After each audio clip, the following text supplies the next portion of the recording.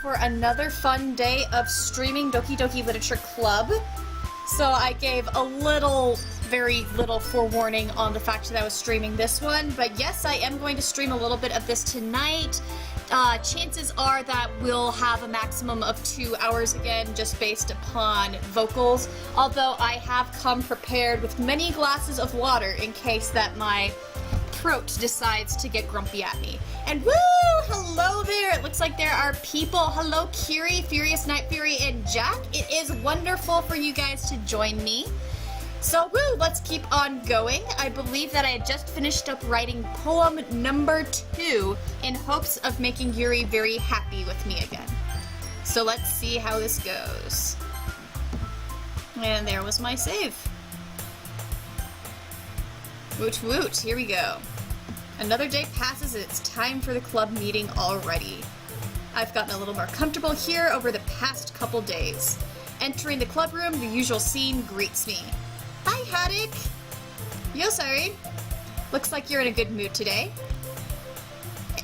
When is she not in a good mood, okay? I have not seen her in anything but, like, a good mood or a slightly puzzled mood that she accidentally caused a bad mood. She's, like, always in a good mood. So, yeah. Furious Night Fury. I'm sorry that you were waiting so long, but thank you so much for coming, and even with the long wait.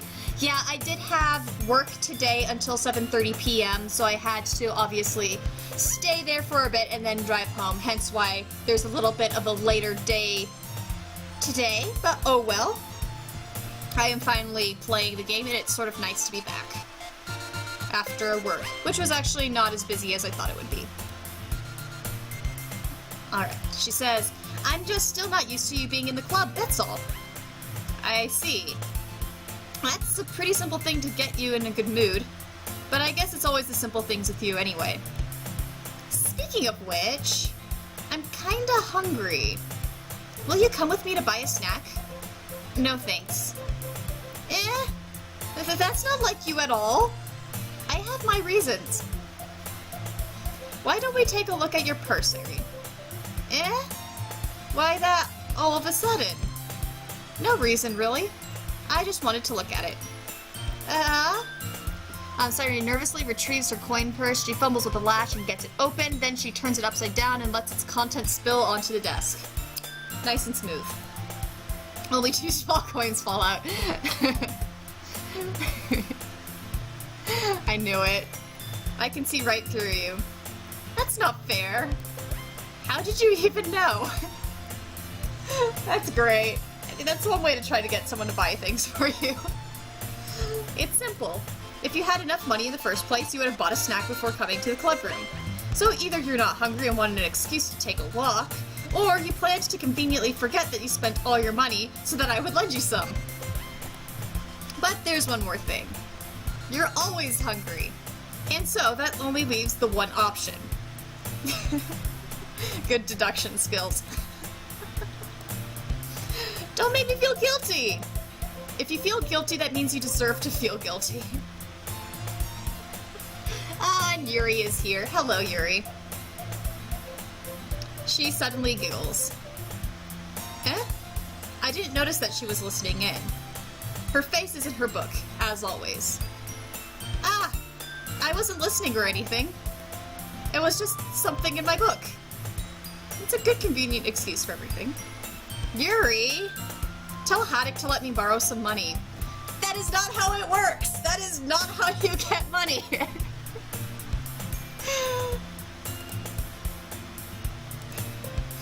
Don't get me involved like that, Sayuri. Besides, you should only buy what you can responsibly afford.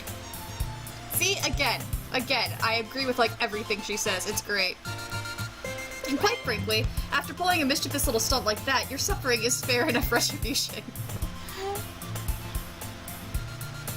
True, well, if you're a cute female, yes it is. I mean, okay, there are ways to get things for free, and I'm not saying I've ever done that, but it's not responsible. And Mun, how is the heart rate? Oh, it's perfectly fine. I am completely relaxed and calm. No worries at all. Of course, you know, this game is gonna do a tipsy-turvy, but I'm excited for it. I'm looking forward to it. Okay. Did I just... I didn't mean that. I got too absorbed into my book. I really like when you speak your mind, Yuri. It doesn't happen much, but it's a fun side of you. That's... There's no way you could think that. No horrifying stuff yet, Mun. They're letting us wait. They're getting us slowly, consolidated, happily into the normalcy of this, so that when the crazy things happen, it's gonna be all the better. So no horrifying yet. And how dare you forget to get ice cream? Ice cream is like lifeblood. It is like a staple food. It's the top of the food pyramid, or the bottom of the food pyramid, I guess, because that's where you eat more food. Whichever part of the food pyramid is the most important, that is ice cream. Ice cream is the food pyramid. There we go. That's it. And Kira, yes, exactly. Just lulling you into a sense of comfort and safety. That's exactly what it is doing. And it is working, I might add. So yeah. Ew, and that's a long work day, man. And I'm not getting you ice cream. That trick is not going to work on me any more than it is for Sayuri to get payment from me.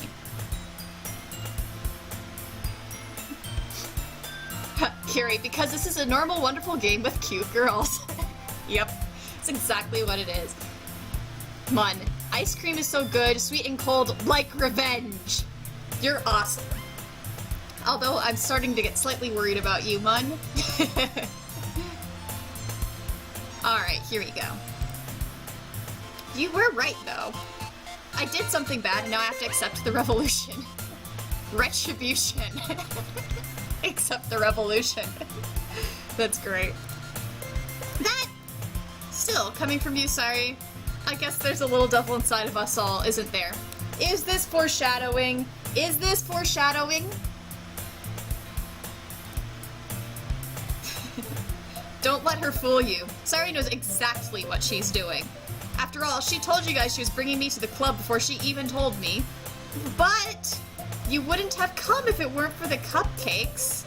So I had to trick Natsuki into making them. Come on, give me more credit than that, Sayuri.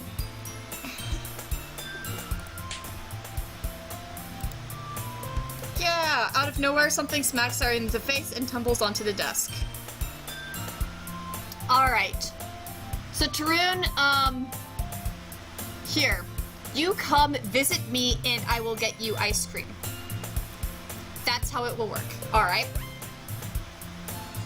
And yeah, way to, say if I wasn't streaming now, you'd go get ice cream. I am now preventing you from having wonderful, delicious ice cream. I have ice cream just right here. I should just start eating it to bother all of you guys. That'd be great. What was... a cookie? Sure enough, it's a giant cookie wrapped in plastic. She glances around. Is this a miracle?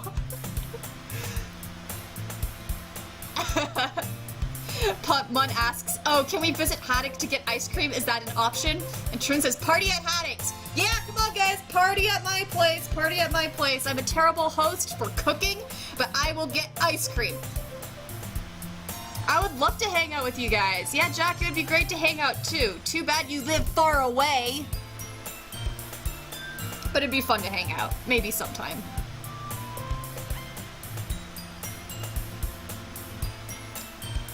Yeah, all you Canadian people. How dare you.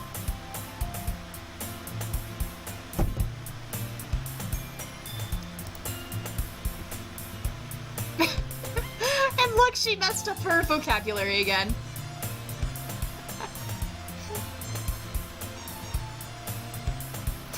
Sorry, it's because I paid my restitution. Retribution. Actually, that one almost worked. Mun set fire on the ice cream? Oh right, because last week you said that you could set fire to anything you tried to cook. This will be fun. We can go outside, we can set fire to ice cream. This will be one wild party, guys. It's gonna be great. way too far. Aw, Mun's on the other side of the world. Aw. I mean, exciting place to live, of course. You know, there are some wonderful places around the world, but sad for me because that means you're far away.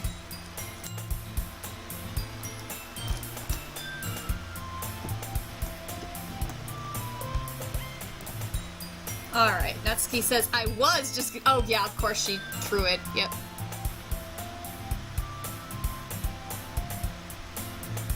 Alright, so it sounds like Furious Night Fury is further to the west than Jack. Okay.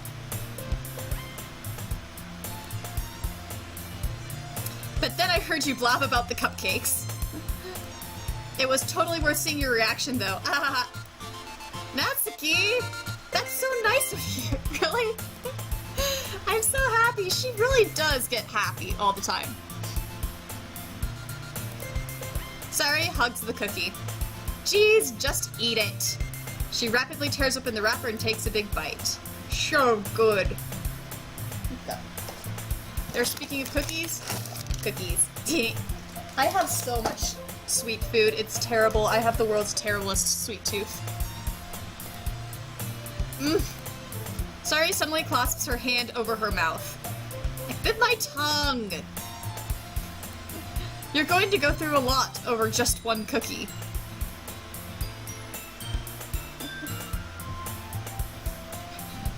Natsuki takes a bite of her own cookie. Ah, yours looks really good too, Natsuki. Can I try it? Jeez, beggars can't be choosers. But yours is chocolate! Yeah, why don't you think I gave you that one? Fine. I do like Natsuki too, she's great. And Mun, to answer your question, relationship with the girls, am I smooching Yuri yet? No, I am not smooching Yuri yet, which is totally sad. I hope to be smooching her soon. So, we'll see. I haven't played anything since the last stream, so we're just picking up from there. We're on the second club meeting that I'm here sharing poems with. Well, I guess it's third club meeting. But yeah, no kisses yet, although fingers crossed that she likes my latest poem. Ha! Furious Night Fury. I'd bike to Haddock if I could. Heck, I'd walk there. Come on, party at my place! Okay, okay, quick aside from the game, I'll keep on playing. Comment is that I would... So people know that I'm in, like, the How to Train Your Dragon fandom, and I know that there were talks about people in the, both in the Europe region and in the North America region talking about getting fan get-togethers. And I think that the United States one, the person who was going to do that might not be doing it anymore. In which case, I don't know if it would be at all possible, but I'd be totally happy to try to host something to try to get a lot of people together for the premiere of How to Train Your Dragon 3. I know that's, you know, it's travel and travel is expensive and so forth, but I would love to be able to get a group of people together just to hang out and meet people. It would be wonderful, and I'd be totally happy to help my part in that. So yeah, that's my thoughts. Okay, anyway, back to the game, back to this game. Sarui gets out of her seat and goes behind Natsuki, then wraps her arms around her. Ah, jeez. I get it. Cookie still in hand, Natsuki reaches up to nudge Sarui off of her. Sarui suddenly leans down and takes a bite out of Natsuki's cookie. She is a devious one. Did you seriously just do that? Mouthful, Sarui trots away to safety. Yuri and I laugh as well. Jeez, you're such a kid sometimes. Monica, can you tell Sarui? Eh? Natsuki glances around. Monica isn't in the club room. Ugh. Where's Monica anyway? So, usually I would pin this as no problem whatsoever, but being as I'm sort of like on extra alert, spidey senses tingling thing right here, I'm wondering if this is actually a problem. Guess we'll see. Good question.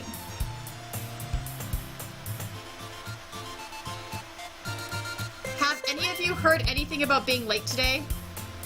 Okay, Furious Night Fury says, Mun, dude, you know how expensive plane tickets are for dragons? Dude, I'd need like 6 seats. Furious Night Fury, if you are a dragon, you can fly there yourself. You don't need a plane. Alright. So Yuri asks, has any of you heard anything about her being late today? Not me. Yeah, I haven't either. That's a bit unusual. I hope she's okay. Of course she's okay. She's probably just had something to do today. She's pretty popular after all. Eh? You don't think she has a... I wouldn't be surprised. She's probably more desirable than all of us combined. That's true. Excuse me? Suddenly, the door swings open. Sorry, I'm super sorry. There you are. I didn't mean to be late. I hope you guys weren't worried or anything. Darn, so like no bloody murder in the closet. Darn it. Eh? Monika chose the club over her boyfriend after all. You're so strong-willed. Boyfriend? And here we go again with the... Oh, this has so many storytelling tropes. That style of humor where you jump immediately to conclusions is such a common thing that I see in anime stories like this. What on earth are you talking about? Monika quizzically glances at me. Never mind that. What held you up anyway? Well, my last period today was study hall. To be honest, I kind of just lost track of time. That makes no sense, though. You would have heard the bell ring, at least.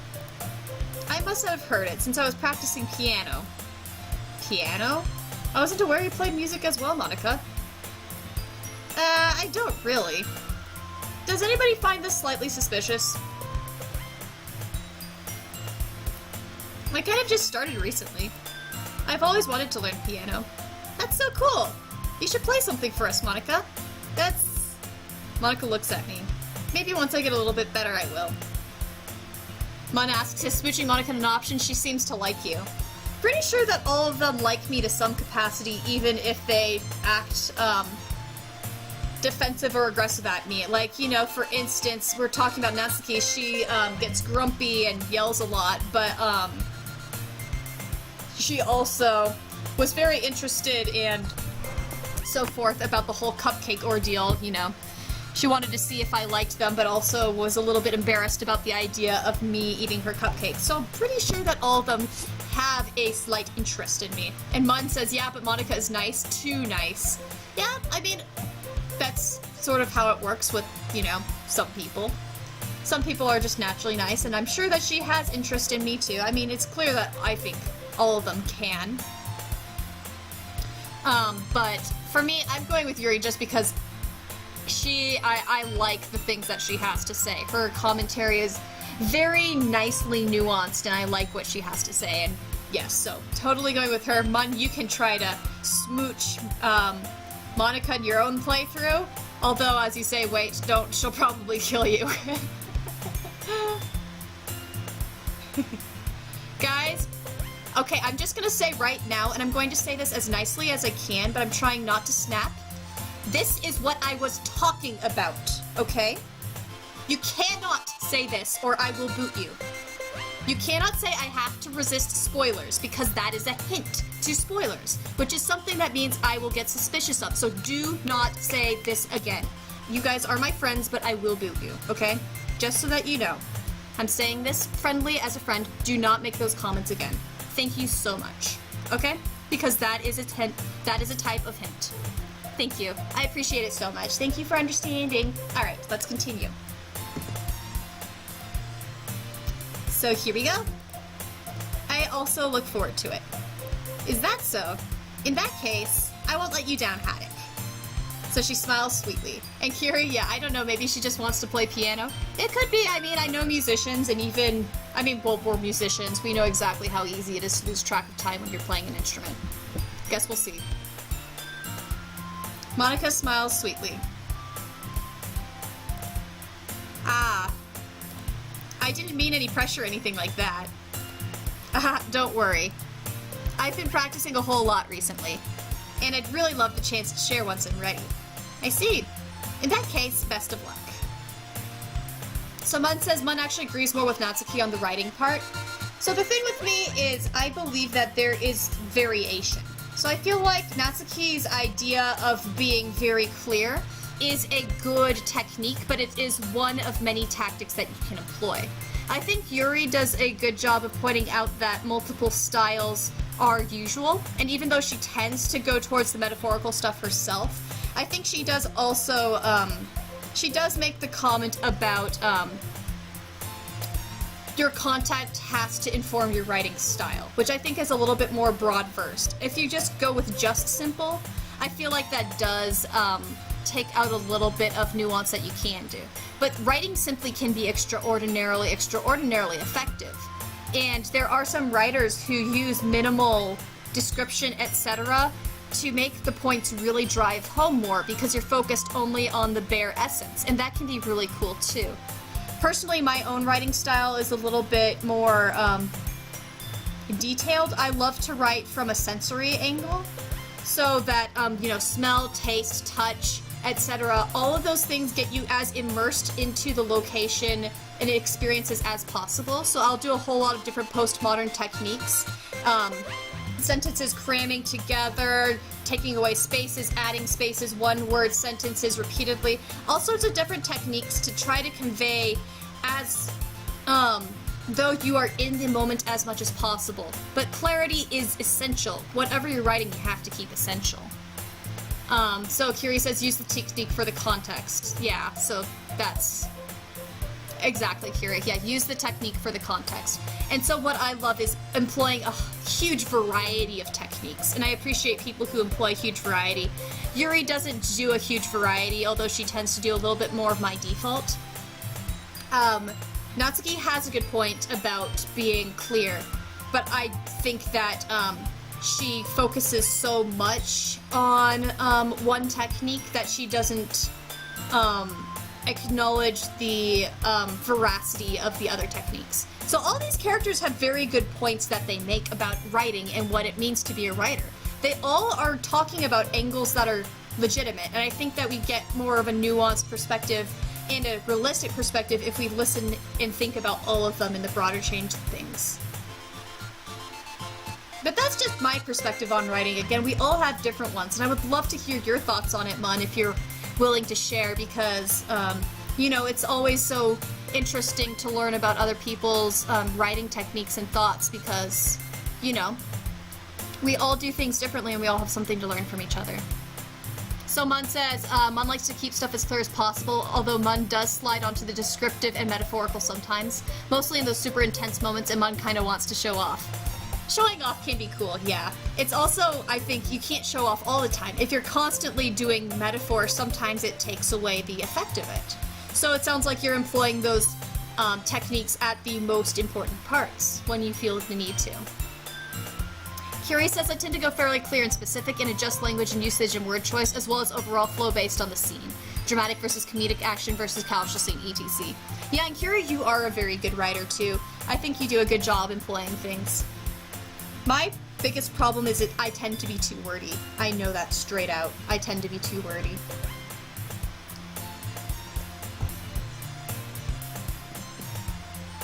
I always try for clarity because I believe in clarity, but hell, I'm not a clear writer. I know it.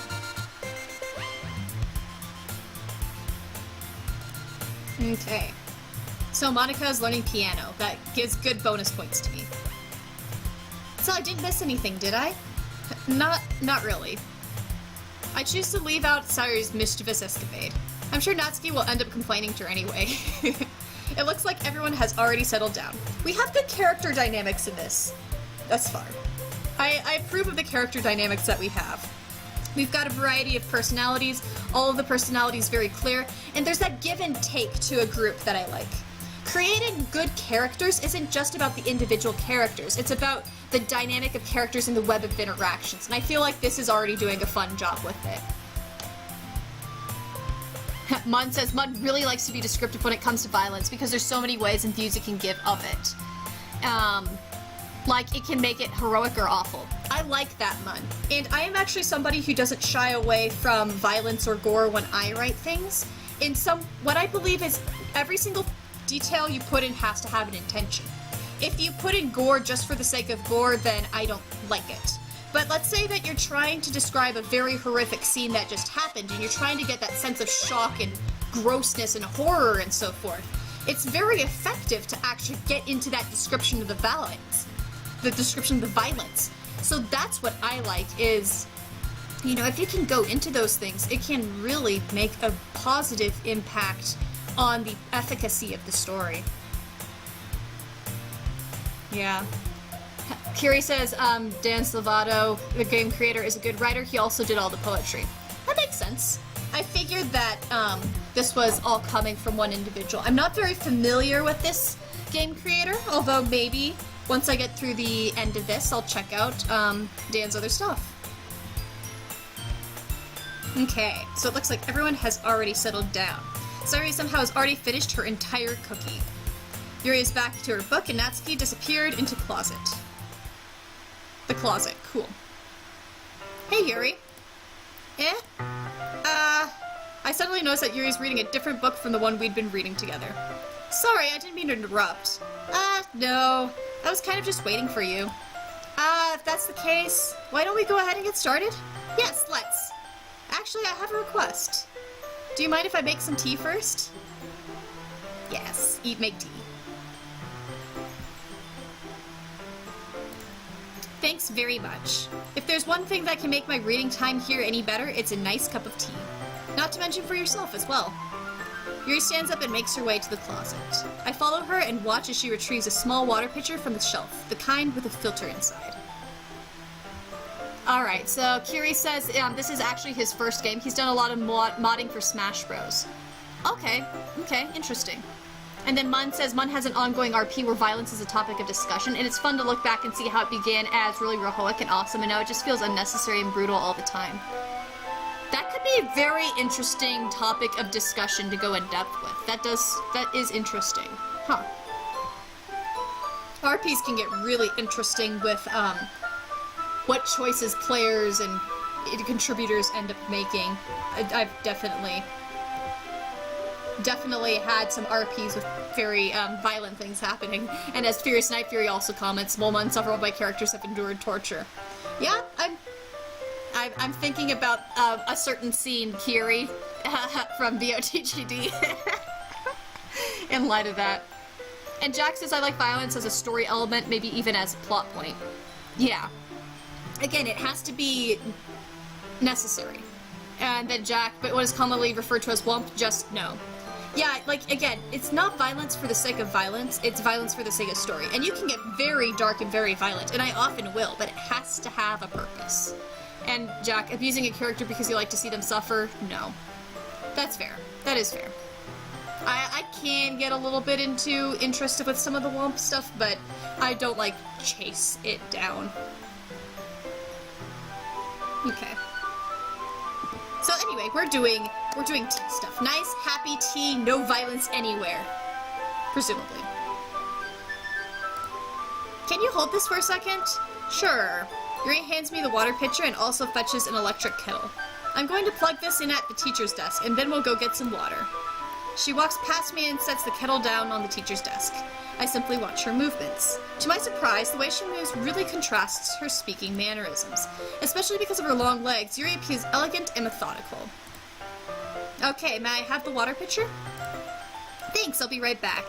I might as well walk with you. Yeah, why not? Shall we go then? Yeah. Where are you two off to? Yuri was going to make some tea, so I suddenly realized how weird it sounds to explain this to Monica. We're just filling the water pitcher. Okay. Sorry, I was just a bit curious. That's kind of a one-person job, isn't it? You're on to us. Monica, please mind your own business for once. Or do you want me to tell me there's something wrong with helping... But I cannot read that sentence well. Or do you want to tell me there's something wrong with helping involve Haddock in club activities? I have a feeling that depending on who I'm romancing, I get a little bit of different events happening at these club activities. Like, if I tried to do romancing stuff with Monica, maybe she'd show me her piano stuff. I don't know. Again, this is the fun about playing the game completely without any forewarning. My mouth gapes. I suppose there's nothing wrong with that. Then let's go, Haddock. Yuri quickly exits the room and I follow. Once in the hallway, she suddenly puts her forehead against the wall. I spoke without thinking. How could I say something like that? Yuri, something about the way she said that. It made me feel so irritated. What's wrong with me? No, Yuri. I think you did the right thing. I wasn't expecting it, but it's also not right for Monica to judge people like that. Haddock, how come you even want to do something bad? You're being nice to me. Look how pretty she is right now. I love that pose with her where she's just like playing with the hair. She's so cute.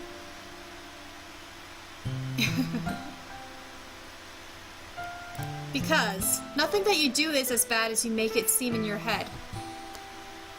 Yes. Nobody's perfect. We have emotions and we can't always hide them away. But you always amplify things in your head. Your mind turns a light rain shower into a hurricane. No. Wouldn't you hate me for something as terrible as that? You're doing it now! Why would I hate you? I can't hate someone for having emotions. What kind of friend would do that? Friend, you say? Yuri lifts her head. Haddock, I really like being friends with you. Thanks, Yuri. I like being friends with you, too.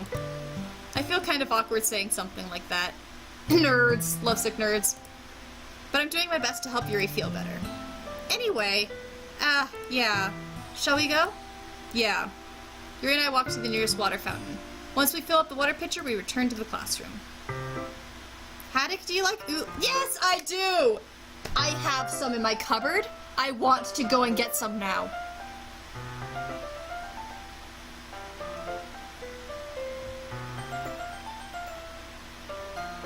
I am going to be back in 10 seconds.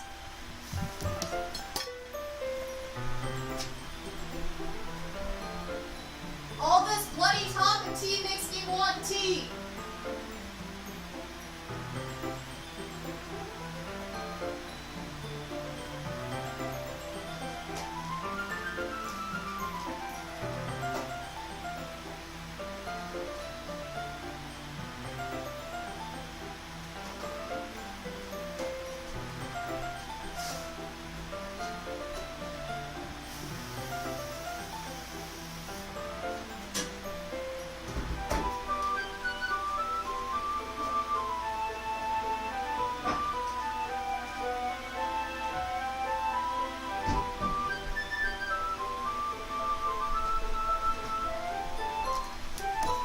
Alright.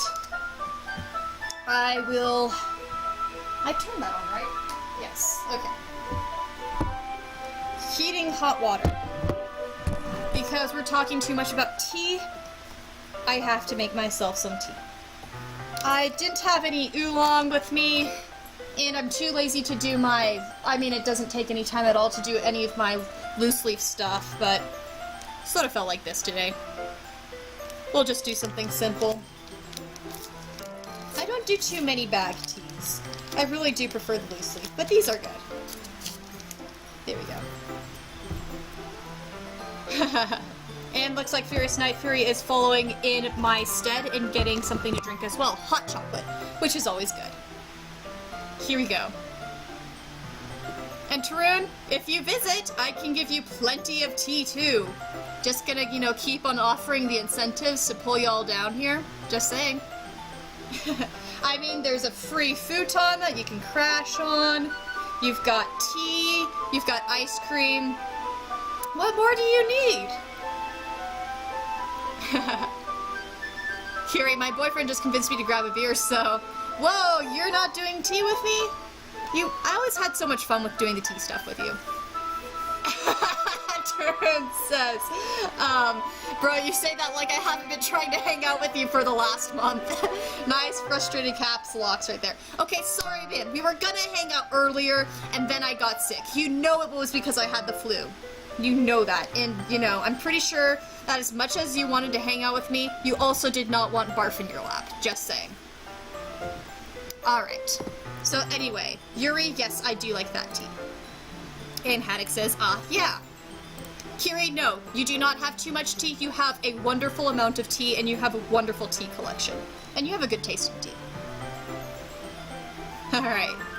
Haddock says anything is fine. Very well. Yuri sets the temperature on the kettle to 200 degrees. Now it's time to get the teapot. You really do this properly, don't you? Of course. I shouldn't do any less when I'm making tea for others, even if I'm not an expert on tea or anything. In that case, you'll only be even more impressed. Perhaps I will. She fetches the teapot and begins measuring the tea leaves. Oh good, she is doing it right, because tea leaves are good. To my surprise, she even starts humming a little to herself. Must be in good mood now. Is that so? I was letting it show. And you noticed. I was doing a bit of thinking. And I decided that I would like to try expressing myself a little bit more. Yay! Positive impact. It turns out it's not very hard for me to do. When it's you who's around anyway. Aww, come on crowd, everyone say it with me. Aww. There we go. That's great, Yuri. Just don't push yourself too much. You're always worrying about me, Haddock. It's a very endearing. Yuri wasn't kidding. Ha, and then, yay, thank you, man, you did the aw. And there's all the awes, yay, I've got a crowd of awes. Woohoo! Yay, crowd participation. I don't even know if I can keep up with this. I watched Yuri pour a cup of tea for each of us. And my tea is ready too. Perfect timing. Tea!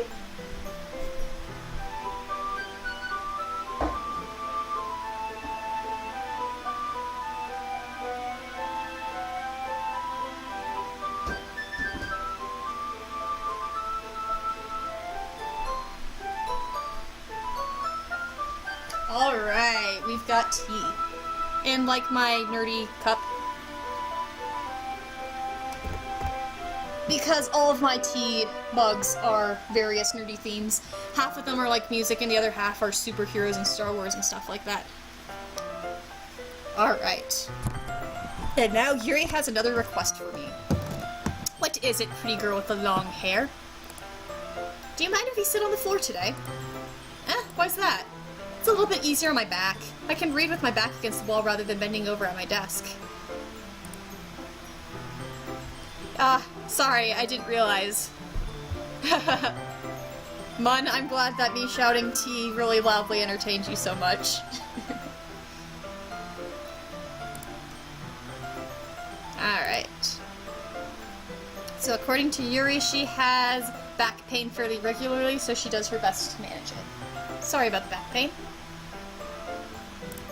Is that so? I wonder why that is. It's mostly because of your posture, right? Always hunched over like that while reading? Yes! I have terrible reading posture. I feel like that's not the full truth. So that's why we should sit on the floor. Fair enough. I'll go ahead and get the book.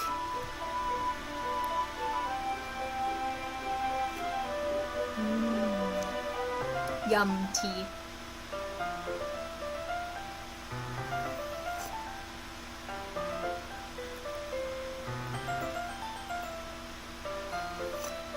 And it looks like we're all enjoying some good food together. Yay! I retrieved my book from the bag. Have some chocolate as well. It's a bag of small chocolate candies that I kept hidden from Sari's candy radar. I take it since it'll go well with the tea. Yuri and I then sit against the wall, teacups at our sides. As if in sync, we assume the same reading position as last time, each holding one half of the book. Except this time, our bodies are even closer together. Yay!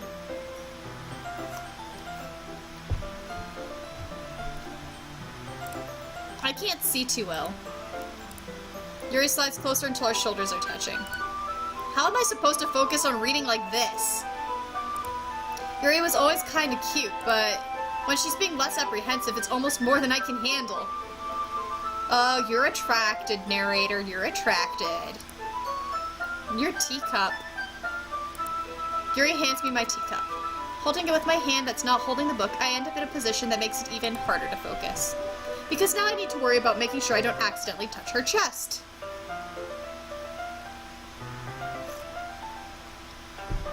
Oh no, we're getting into the pineapple on pizza debate. Uh-oh.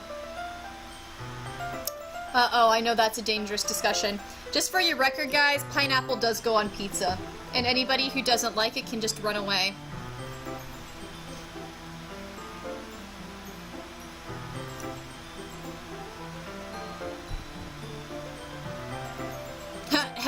Turn. Pineapple is the only acceptable topping. And Furious Night Fury says pineapple is good, and Mun says yuck. So it sounds like we are now at, and then Jack says I hate cooked pineapple. Okay, so it sounds like we are now, and then says I will gladly eat fresh pineapple with my pizza. Yes, Jack, exactly. Yes, fresh pineapple on pizza tastes very good. So it sounds like more people are saying yes to the pineapple. Ha! Pineapple wins! Woo! I love how we turned this discussion into pineapple with pizza debate.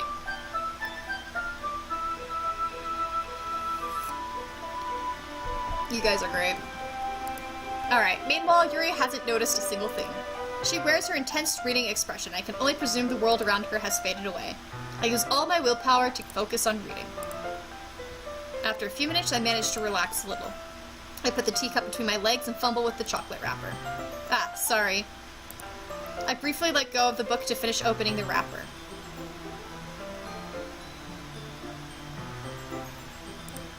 You can have as much as you want. Ah, that's okay, I won't take any. Okay, the Furious Night Fury, I eat olives out of a can, and when I was a kid, I would always stick each olive on my finger, and I would call it alien fingers. I could actually probably still do that, because I have pretty thin fingers. But yeah, even if it was during a fancy dinner with all of my family, I'd still make sure to put all of my olives on my finger and call it alien fingers. My poor family dealt with a very strange kid. And Tarun says, I am never wrong, just ask Haddock. Okay, Tarun is never wrong unless he is disagreeing with me, in which case I am correct. That is when he is wrong, is when he's disagreeing with me, because we all know that I am the absolute definition of perfection in wisdom.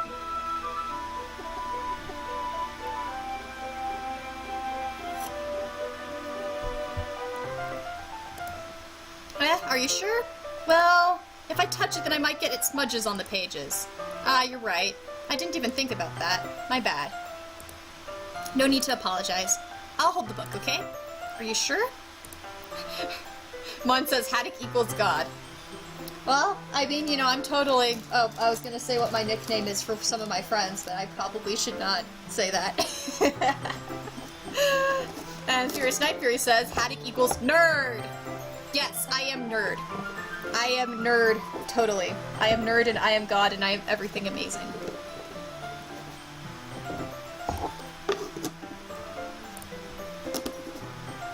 That's a cute picture of her. Look at that. I like this picture of her.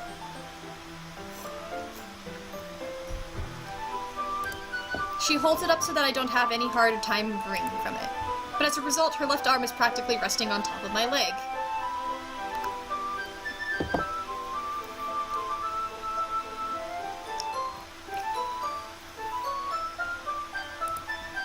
Well, in that case, Yuri is already totally focused on reading again. I take a chocolate candy and pop it into my mouth. Chocolate.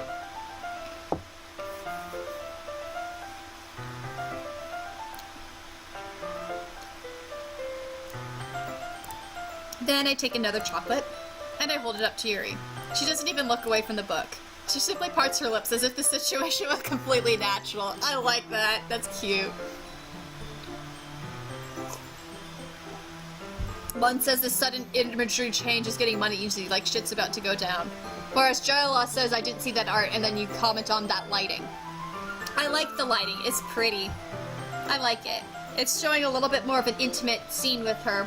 So now that I'm having some good times with her, it's focusing more on her and making her look rather pretty.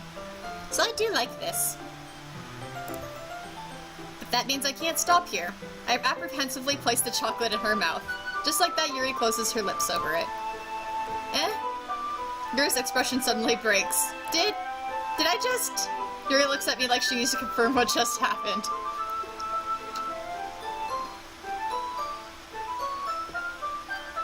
and says, Haddock, she's gonna pull a knife out, just run. Right, totally. That's totally what's gonna happen.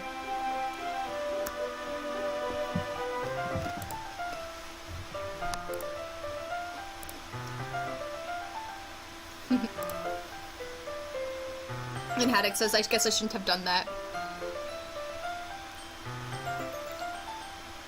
Tarun, you just made a joke about non-pizza left beef, didn't you? Just kidding.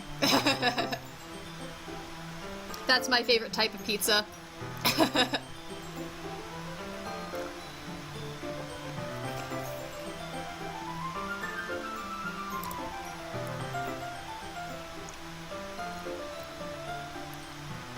Alright.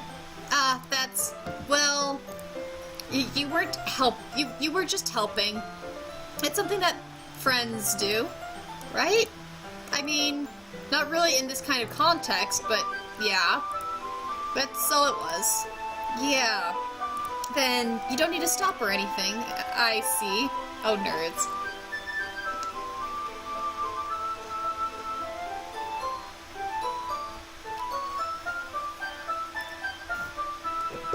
Alright, just pointing out though, Jaila, about singing supper not liking pineapples on pizza since she's Italian. I've heard that Italian pizza is very different from the United States pizza. That's only what I've heard, so I could be wrong. But I think there's a little bit of a difference in how it's cooked and stuff.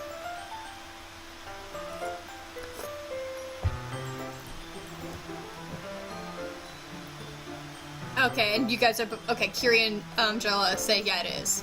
And then Jack says Italian pizza is much crisper and thinner. Yeah, okay. So I did remember that, right, that it's cooked pretty different. Kiri says the CGI art for this game is gorgeous. It is gorgeous. I do like that. This is pretty. So now the situation has gotten real tense. Dun dun dun! Yuri tries to return to the book, but I can tell just by her expression that even she can't focus now. My heart is pounding. I nervously take another chocolate between my fingers. But this time, Yuri's eyes meet mine. How did it even come to this? Yuri doesn't avert her gaze. I notice her chest rising and falling in the rhythm of her breaths. I raise my arm. Like before, Yuri parts her lips. But it's different this time. I take the chocolate and place it in her mouth. I feel her hot breath on my fingers. Okay, I had a sudden... oh, then she... you interrupted, how rude. The Furious Night Fury, from your experience, it sounds like you switched to gluten-free fairly recently. I have zero problem with anything that gluten-free food cooks, and frankly, there are plenty of wonderful gluten-free pizza crusts that are thin or thick. You just have to find the right chef. There is nothing you can do. There's nothing you can't do with gluten-free that you can do with gluten. It's just a matter of finding it and knowing how to find it. You can do it just fine. You're not going to miss anything. You really aren't. Alright. So, here we go. Gonna keep on reading. Yuri jolts back. It's time to share poems. Haddock, you can help Yuri put away the tea stuff, right? Yeah, of course. Okay, thanks. The spell is abruptly broken. I'll take care of the cups. And I'm intentionally avoiding the chat a little bit because somebody mentioned a comment to spoilers or something in there, I think, so I'm just not gonna look for a little bit. I'll take care of the cups. Yeah. Yuri picks up the teacups from the floor. I pick up the bag of chocolates. In the end, we hastily clean up without so much as a word between us. I get the feeling this is something neither of us will have the courage to bring up. Alright, poem time! Woo-hoo! Here we go. I'll start with my best friend, because I can. Oh! I like this one, Haddock.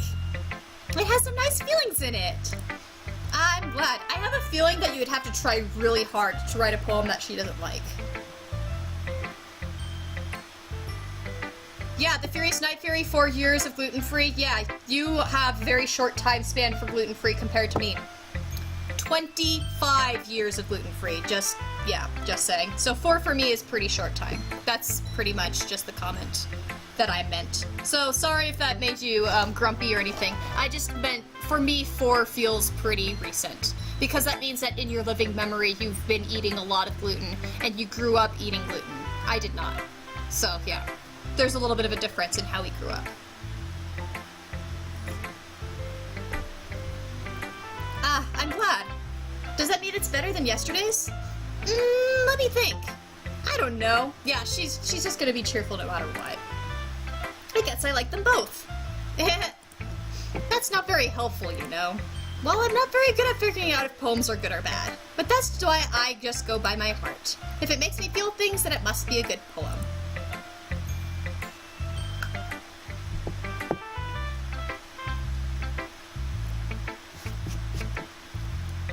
I'm not sure that's exactly how it works.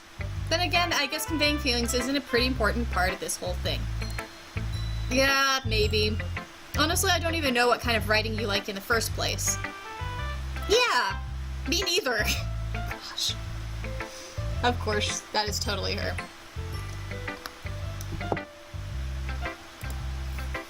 Ugh. Why don't you at least try giving it some thought?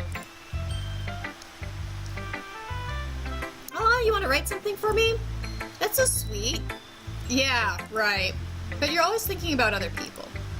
You need to think about yourself once in a while. If you don't, you might end up getting hurt at some point. There is that balance that does need to be done. Well, I don't really know what you mean, but I'll try to keep it in mind. Well, whatever. Anyway, let's see. I guess I like happy poems. This is completely in her character. Wait, sometimes I like sad poems too. Oh my gosh.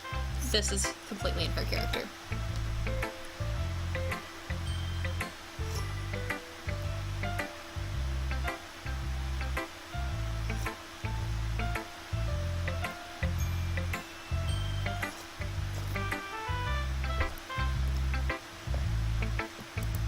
Sometimes a little bit of both. There's a word for that, right? What's the word I'm looking for? Bittersweet. I knew it. I was thinking, I'm like, she's thinking bittersweet. Yep. Yeah. I like things that are happy and things that are sad. Happy and sad? I can't see you liking something sad, Sayuri. Well, I like happy the most. But sometimes when you have a little rain cloud in your head, a sad poem can help give the rain cloud a little hug. It's cute.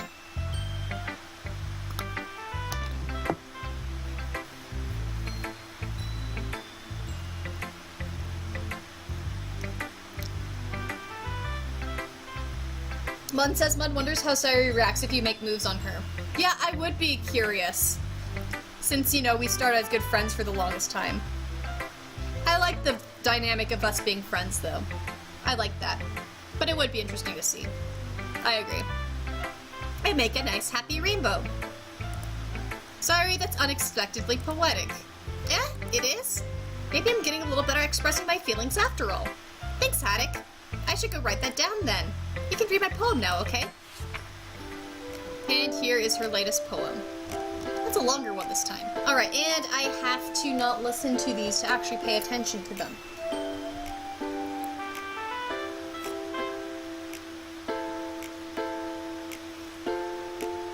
And it's called Bottles. I pop off my scalp like the lid of a cookie jar. Well, that's one way to start a poem. Okay.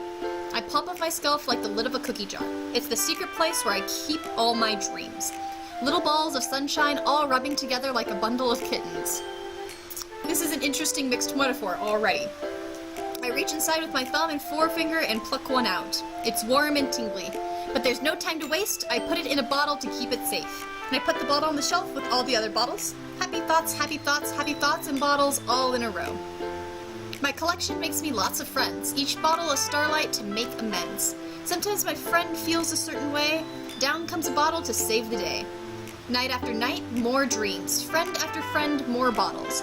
Deeper and deeper my fingers go, like exploring a dark cave, discovering the secret hiding in the nook and crannies, digging and digging, scraping and scraping. I blow dust off my bottle caps. It doesn't feel like time elapsed. My empty shelf could use some more. My friends look through my locked front door. Finally, all done. I open up and in come my friends. In they come in such a hurry. Do they want my bottles that much? I frantically pull them from the shelf, one after the other, holding them out to each and every friend, each and every bottle. But every time I let one go, it shatters against the tile between my feet. Happy thoughts, happy thoughts, happy thoughts in shards all over the floor. They were supposed to be for my friends who aren't smiling. They're all shouting, pleading, something. But all I hear is echo, echo, echo, echo, echo inside my head. Okay, this is interesting and I have to talk about this. First of all, because what's really fascinating is that we have two different stanza styles. So if you notice that the top one, well, some of the stanza styles are in more of a free-form style, where it doesn't have a very strict meter and rhyme. Whereas there are other stanzas that are very clearly in a, typical sort of pentameter, stress and stress, stress and stressed with, AABB form. My collection makes me lots of friends, each bottle of starlight to make amends. Sometimes my friends feel a certain way, down comes a bottle to save the day. If I blow dust off my bottle caps, it doesn't feel like time elapsed. My empty shelf could use some more. My friends look through my locked front door. See, that one especially has really good meter to it. And, what I've noticed is that there's a huge difference in the sort of content, actually, between the, metered and the unmetered. So the unmetered is a little bit about the attempts to create those bottles, to create those happy things. It's a little bit more of the actual process of doing it. Whereas the metered ones, they're a little bit more lighthearted, and they're the ones where it's talking about making friends and making things good for other people. But for me, that almost feels like sort of a two-stage thing. Sort of like a two-layer thing, tiers. Or layers if you want to go into Shrek and the Onions. So the happy, bouncy rhythm things about giving things to friends and making people happy is more of the outer social landscape that you do, and people see you as a happy person, and you always want to provide for them, and you give them that happiness. So things have that bounce because you're creating that friendship.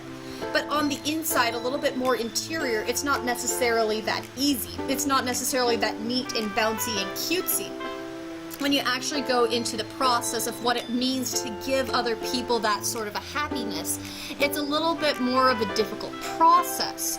And in fact, it can be a little bit draining. She's talking about, do they all want my bottles that much? I frantically pull them from the shelf one after the other.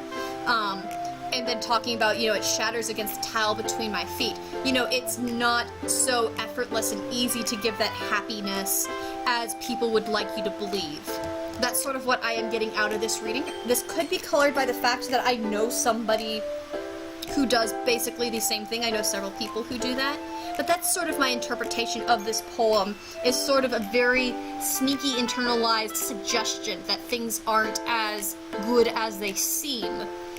Despite the fact that you're giving yourself out to everyone, it's not necessarily the best thing ever. Especially the whole fact of, storing the bottles and then giving them away. There's, it's not for yourself. It's never for yourself. So that's what I am seeing out of this, is it's a suggestion that maybe, my best friend isn't as happy as she appears to be on the outside, and it goes actually with the conversation that I just had with her, where she talked about liking happy things or sad things as well. And then Curious is storing the happy thoughts and giving them away. Yeah. So that's what I sort of see about this, is it's not, we shouldn't have the automatic assumption for good creative writers that what they write is what they feel. But in the case of poems, we do think about a lot of poems as personal. And especially in this game, I feel like the poems are meant to suggest that these are the thoughts of the characters, especially given what I have already seen. Curious has pretty interesting analysis. I can't say that I am perfectly right in my analysis, but that's what I am going with right now. So yeah, thanks. I'll be interested to see if you've found the same sort of thing in the poem or something different. And now I can go back to headphones. Holy crap! Sorry, did you really write this? Of course I did. Didn't I tell you yesterday I was gonna write the best poem ever? Yeah, but I mean, I didn't expect something like this coming from you. And then Bun says, geez, Sayuri is way deeper than one thought. This is not a good sign in a horror game. And then Kiri says, I was very Higurashi focused when analyzing this one. Oh, okay. Oh, okay, okay. Okay. Interesting. Yeah, it is interesting to hear her get a little bit deeper. I agree with you, Mun. She is a little bit deeper. And I think that's actually one of the interesting things about her character is, you know, she has that innocent, flighty sort of personality where you don't really see her as thinking too much. But, she's devious. Like, she can put up a front pretty well, let's be real. You know, even with this cookie incident that just happened. We know she can manipulate. She does have a lot more going to her than the cute outer flat cover that you see. Monica taught me a whole lot, and I've been really in touch with my feelings recently. I see that. It's almost kind of creepy. Creepy? Well, not exactly. Maybe because I'm so used to you being cheerful. Well, never mind. I'm thinking too hard about it. The point is, it came out good, so you should be proud of it. Aw, thanks.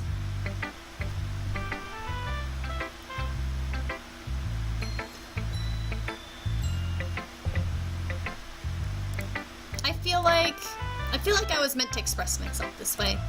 It even helps me understand my own feelings a little bit better. Writing is like magic.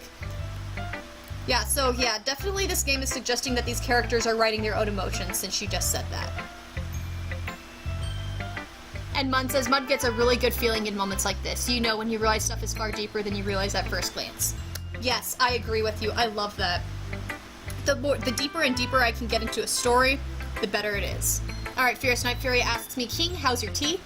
Delicious. I chose a good tea. A tea that has, not exactly a strong flavor. It's not as subtle as some of the other teas that I have had. But it's just like, it's a nice evening tea. It's a good evening tea. Because there's tea for every single occasion.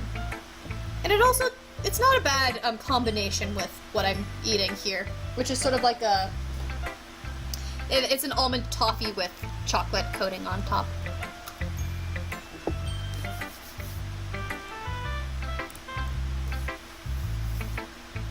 And Haddock tells Sayuri, you've gotten pretty passionate about this, huh? I hope you keep it up. Yeah! Writing's the best. I'm gonna keep writing until I die.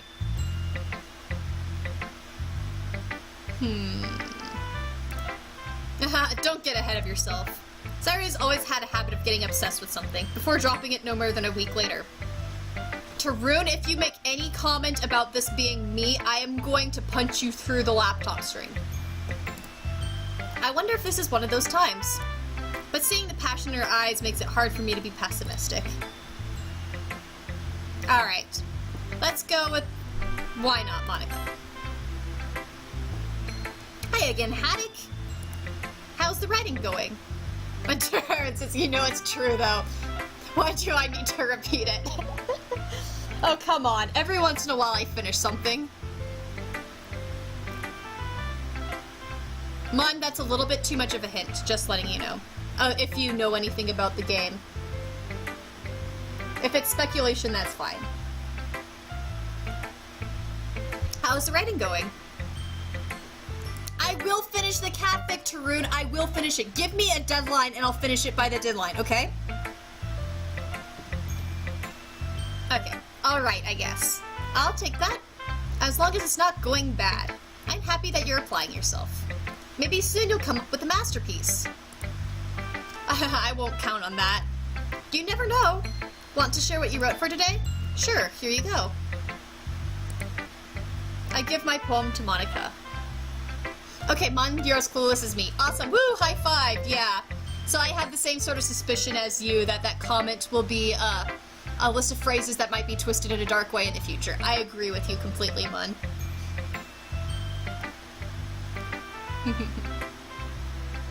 Aw, thank you guys for the nice words about writing. Furious Night Fury, I'm glad you like,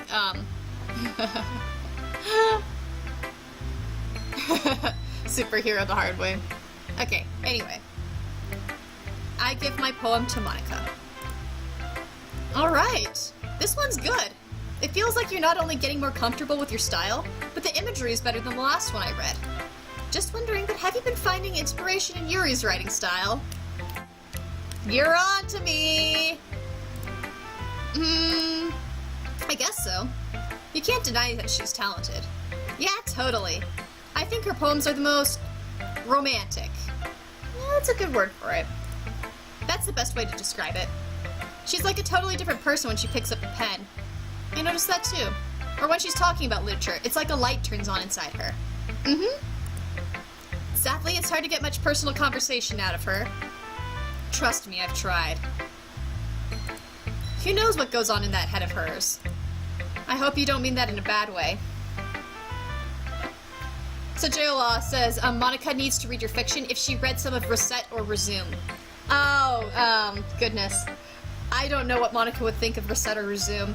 And oh, you're way too nice. Then she'd know Haddock has a lot of skill.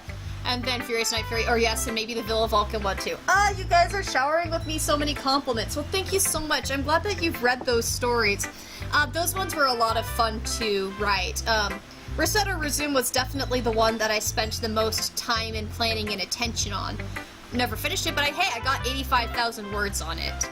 Villain Volca one was fun because I was really passionate about that topic. And yeah, Superhero the Hard Way, yeah, Furious Night Fury, that one, I started it in 2014 and I didn't finish until 2017 just because I had such a sporadic update schedule. But I finished it! But anyway, guys, thank you so much for all the really nice words about the fanfiction. And here's to, I'm hoping to make 2018 a bit more consistent with fanfiction. I'm planning on doing more drabbles.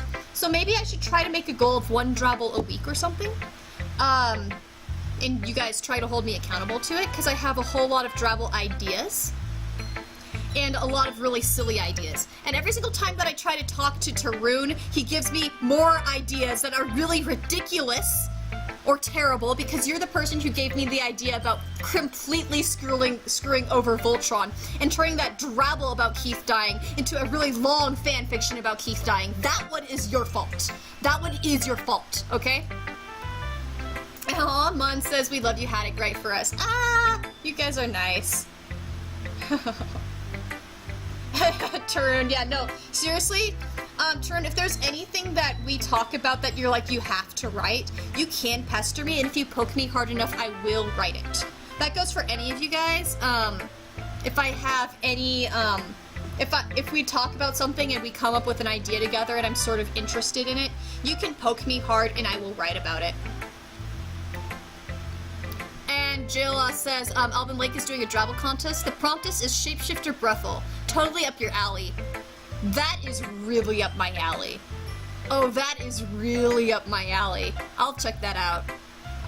That is so up my alley. Thank you, thank you.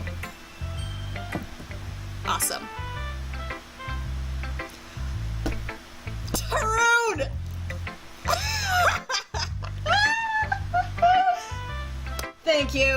Thank you, man. Thank you for calling me out like that. Shapeshifter Brethel, $5 he writes a Solarian in. You're mean. Way to call me out like that. Thanks, man.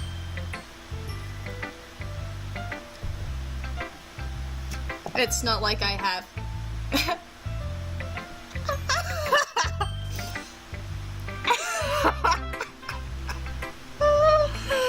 Drew, 10 says he writes a Solarian and Turian going at it. And then Curie says Doki Doki Voltron effect. Oh my gosh, you guys. Oh my gosh. Oh my gosh. You guys. Oh my goodness. I do not have the words for it. Jayla, could you send that link to me in a Facebook chat, because I will lose the link in Twitch. But thank you so much for letting me know about it. I'm actually going to probably potentially try to do more contests. You know, I've told you in the past that I don't look at those contests and you don't need to send them to me. I might actually start looking at those, but don't go link happy on me, please. But yeah, if there's anything that seems particularly like me, I'm probably going to start looking at those. Kiri says, oh no, we're shipping this stuff now? Oh goodness. We're getting onto these conversations. Okay. Kiri says, I don't know, Keith and Garrus? Okay, actually, okay, I need to bring up this conversation that Tarun and I had the other day. We did talk about what would happen if the Voltron Coalition and the Voltron Paladins made an alliance with the Normandy and Shepard's crew, and how everybody would interact with each other. And we definitely mentioned that Garrus would have a whole bunch of people who really liked him, and Keith and Garrus does seem like two people who could get along. We came up with some pretty interesting things in that conversation.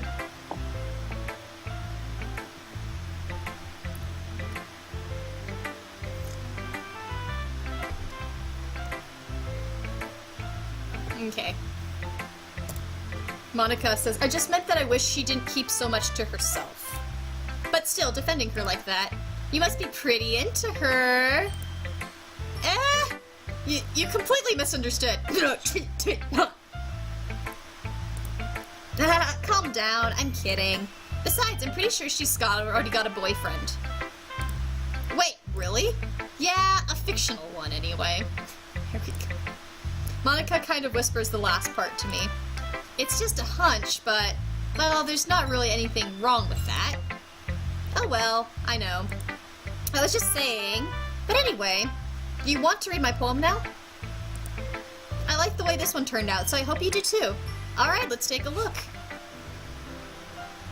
And here we go. While everybody else is quoting Voltron, here we go. Title is Save Me. Well, that's sort of ominous. And one says, Monica, stop fucking with us. Oh goodness, yep. Here we go. Save me. The colors, they won't stop. Bright, beautiful colors, flashing, expanding, piercing. Red, green, blue. An endless cacophony of meaningless noise. We'll talk about synesthesia right here. The noise, it won't stop. Violent, grating waveforms, squeaking, screeching, piercing. Sine, cosine, tangent, like playing a chalkboard on a turntable, like playing a vinyl on a pizza crust. An endless poem of meaningless. Load me. I had a high school friend who used to write poetry very much like this. So give me a moment as I just get out of memories, because hell, this poem really is very close to how somebody I used to know wrote poetry. Wow. Because this person was even a synesthete. So this, the combination of different senses was an incredibly common metaphorical device for this individual. I'm actually going to have to look at this one more time, so the colors won't stop.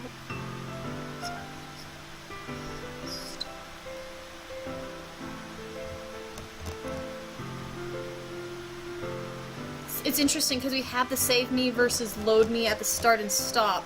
And there's this sort of juxtaposition and paralleling between these two, that we start with the colors, and we go to noise, and then we go to noise, and then we go a little bit more abstract into waveforms in the mathematics behind it. And then it goes to load me. The save me and load me is the more difficult part for me to understand.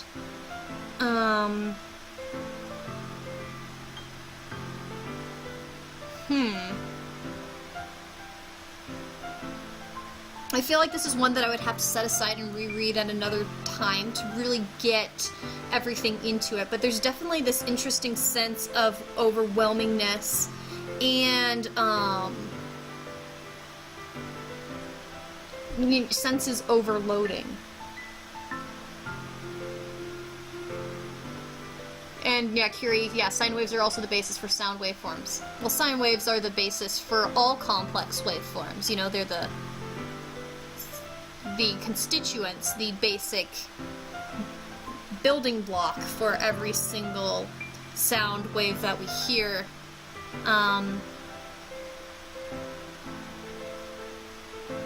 So, Of course, we've got the sine, cosine, tangent, like kind of chalkboard on a turntable. Yeah, so what's so interesting is, you know, it starts so beautiful, but, you know, bright, beautiful colors become flashing, spanning, piercing, and it becomes a cacophony. There is definitely a sense of sensory overload sort of a thing here, where even though it might look bright and beautiful, it's not getting a beautiful response. It's a cacophony, the noise, it won't stop. It's meaningless. This is interesting. Jack, yeah, there's sine wave, block waves, triangle waves. Yeah, but as far as a lot of organic sounds, if you're talking about anything that comes out of a musical instrument, it's going to be a product not of, you know, square waves or something. You know, square is very much more of a, synthesized sort of a deal. Yeah. And with human speech, it's all sine as well.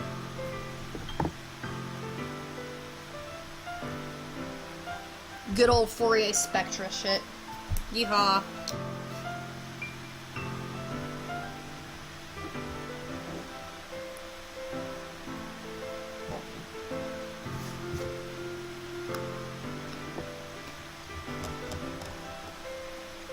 Okay.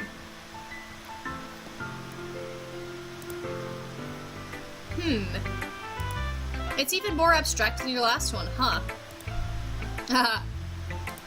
I guess it's just the way I write.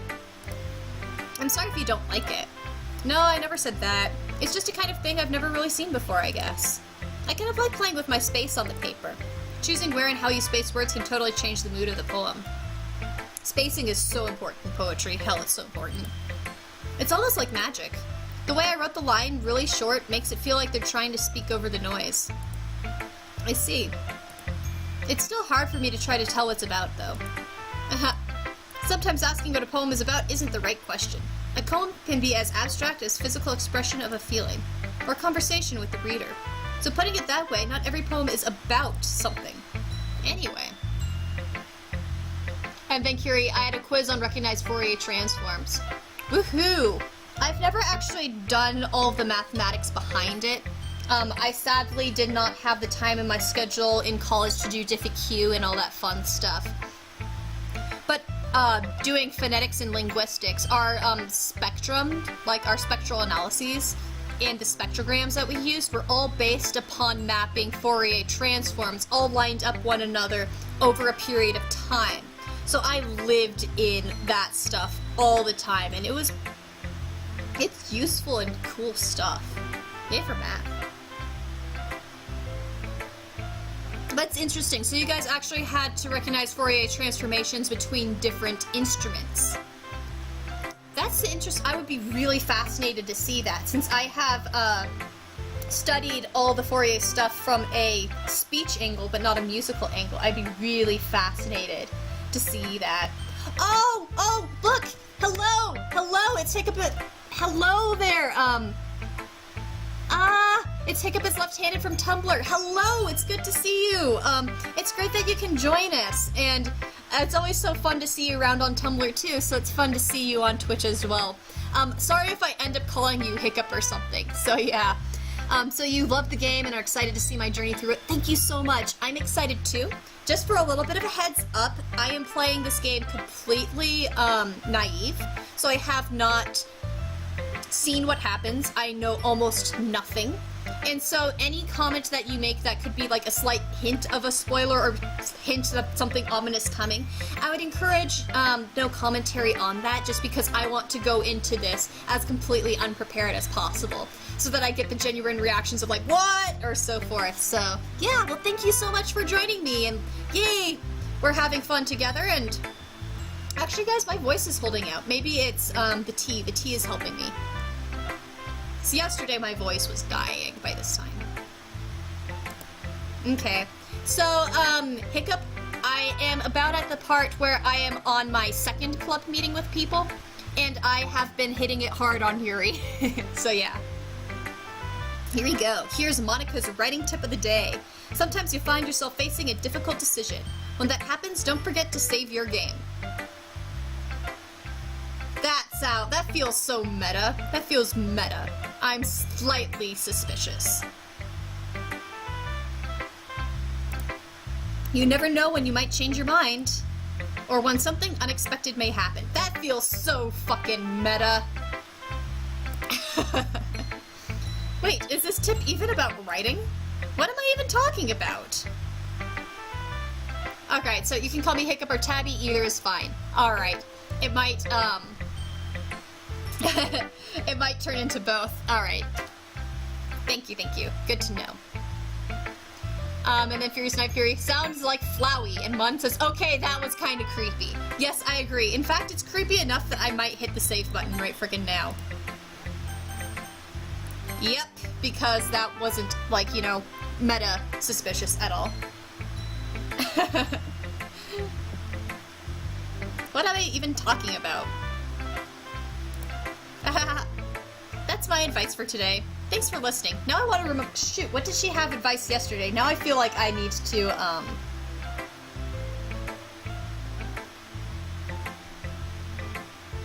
remember what she said in the previous one.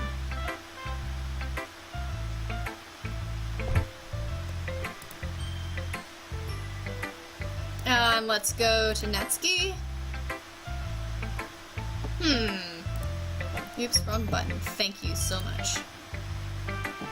Natsuki says, what are you- I bloody hate button. There. Button dead.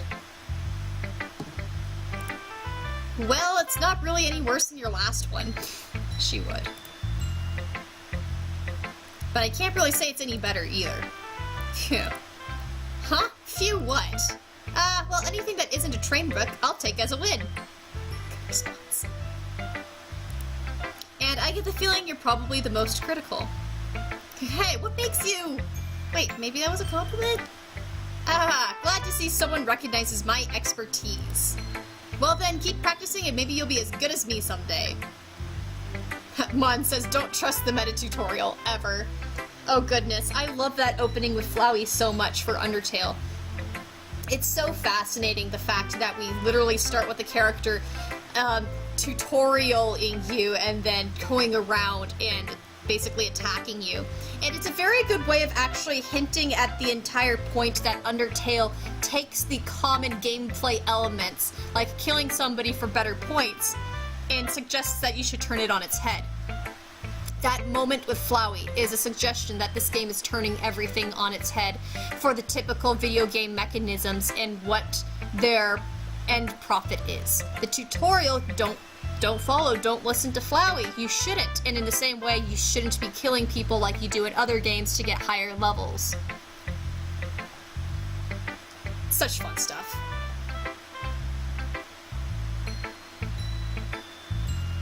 And then Tabby says her day one advice is about sharing your writing with fellow writers who are willing to give constructive criticism. Solid advice. That's right. Thank you. Thank you very much. You're awesome. Thank you. I can definitely tell that you love this game since that's right on your mind. Thank you. Awesome. Okay. So then, Haddock, that's, something tells me Natsuki completely missed the point. Come to think of it, this kind of reminds me of Sairi's poem from yesterday. You think so? Yeah, well, I guess if you've been friends with her for so long, you might be on the same wavelength. But you never really struck me as her type. Sairi has a type all of a sudden? Well, I don't know, but honestly, how can someone be so fluffy spend so much time with someone like you? It's like she's dragging around a dead weight. Gosh. That was a little unnecessary. But think of it this way, if it weren't for me, she would probably just fly away letting go of a balloon. Would. That really would be.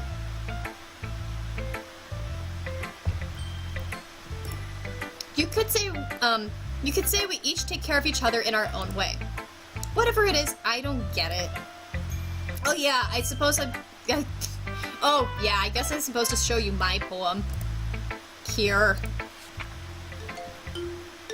Oh goodness, here we go. Here's her poetry. Amy likes spiders. You know what I heard about Amy? Amy likes spiders. Icky, wriggly, hairy, ugly spiders. That's why I'm not friends with her. Amy has a cute singing voice. I heard her singing my favorite love song. Every time she sang the chorus, my heart would pound to the rhythm of the words. but she likes spiders. That's why I'm not friends with her. One time I hurt my leg really bad. Amy helped me up and took me to the nurse. I tried not to let her touch me. She likes spiders, so her hands are probably gross. That's why I'm not friends with her. Amy has a lot of friends. I always see her talking to people. She probably talks about spiders. What if her friends start to like spiders too? That's why I'm not friends with her. It doesn't matter if she has other hobbies. It doesn't matter if she keeps it private. It doesn't matter if it doesn't hurt anyone. It's gross. She's gross. The world is better off without spider lovers. And I'm gonna tell everyone. This definitely feels like so many, how do I say this politely?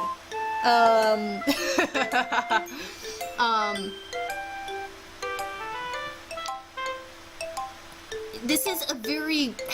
This commentary is so akin to what I see with interactions with people who, aren't very good with tolerance in some things. The fact of people, you know, just because that, you know, that person is flawed in this one way, I'm going to tell everyone about it and turn that person into a monster. Like, you see that sort of black and white on Tumblr and that sort of thing. So, yeah. I get it, yeah. And so Mun says, see, that's deep and Mun can understand. No circling around in metaphor is really great. I'm glad that you like this. And I do like the point that this makes. This isn't my personal type of poem. Because, for me, I would like to be thinking more deeply about it and sit there staring at it and be like, huh, interesting. And feel like I'm not getting away, everything in the poem all at once. I'm not someone who, this is just me personally. I like the things that each time you reread it, you keep on getting more and more and more and more. And, it's not to say that this lacks depth, but I wouldn't say that it has that same level of analytical character that you can make with it. And Kiri says, yeah, Natsuki's very direct. She is very direct, yeah. And, yeah, that's just... That, you know, that is a very good thing, and that just, you know, depends on what type of things that we draw to. You know, it's really good to hear Mun's perspective on, you know, how you don't like the circling around in metaphors and why this appeals to you. Because that's the exact opposite of how I would look at this poem myself. Not that I would ever dislike it because I get her point across, but for me it doesn't have that subtlety and finesse that I really attract to in other types of poetry myself.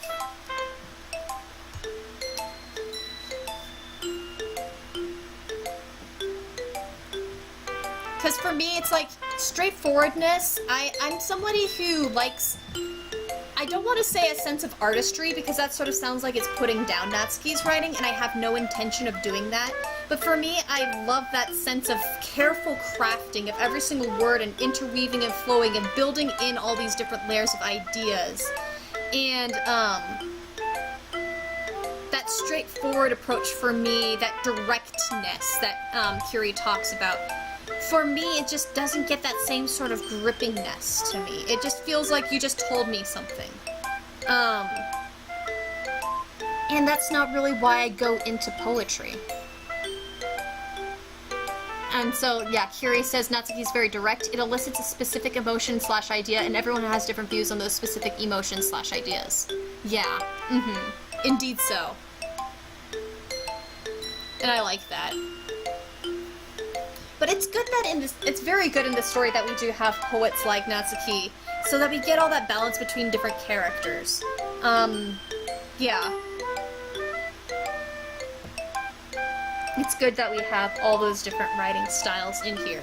Makes it more interesting to read too. Like, whenever I went to creative writing clubs, which is pretty rare admittedly, but I did go to a few in high school, the variety is always so stimulating, and seeing people write in different ways is always just so fascinating. So here we go. Not bad, right? It's quite a bit longer than yesterday's. Yesterday's was way too short. I was just warming up. I hope you didn't think that was the best I could do. No, of course not. Anyway, the message is pretty straightforward in this poem. I doubt I have to explain it. Sometimes you can explain complicated issues with much simpler analogies. And it helps people realize how stupid they're being. Okay, that is a very good point.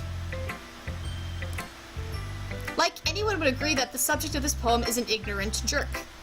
Do you know people like that? Of course, it's about how everyone thinks That doesn't matter. It can be about anything.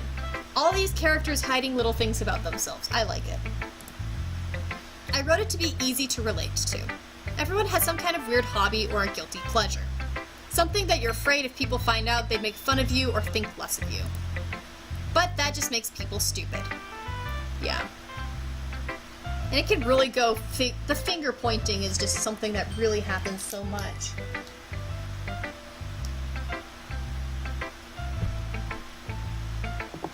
That whole fact of people just taking that one issue in somebody and turning them into a monster because of that, and not being able to tolerate them for their opinion that really isn't gross.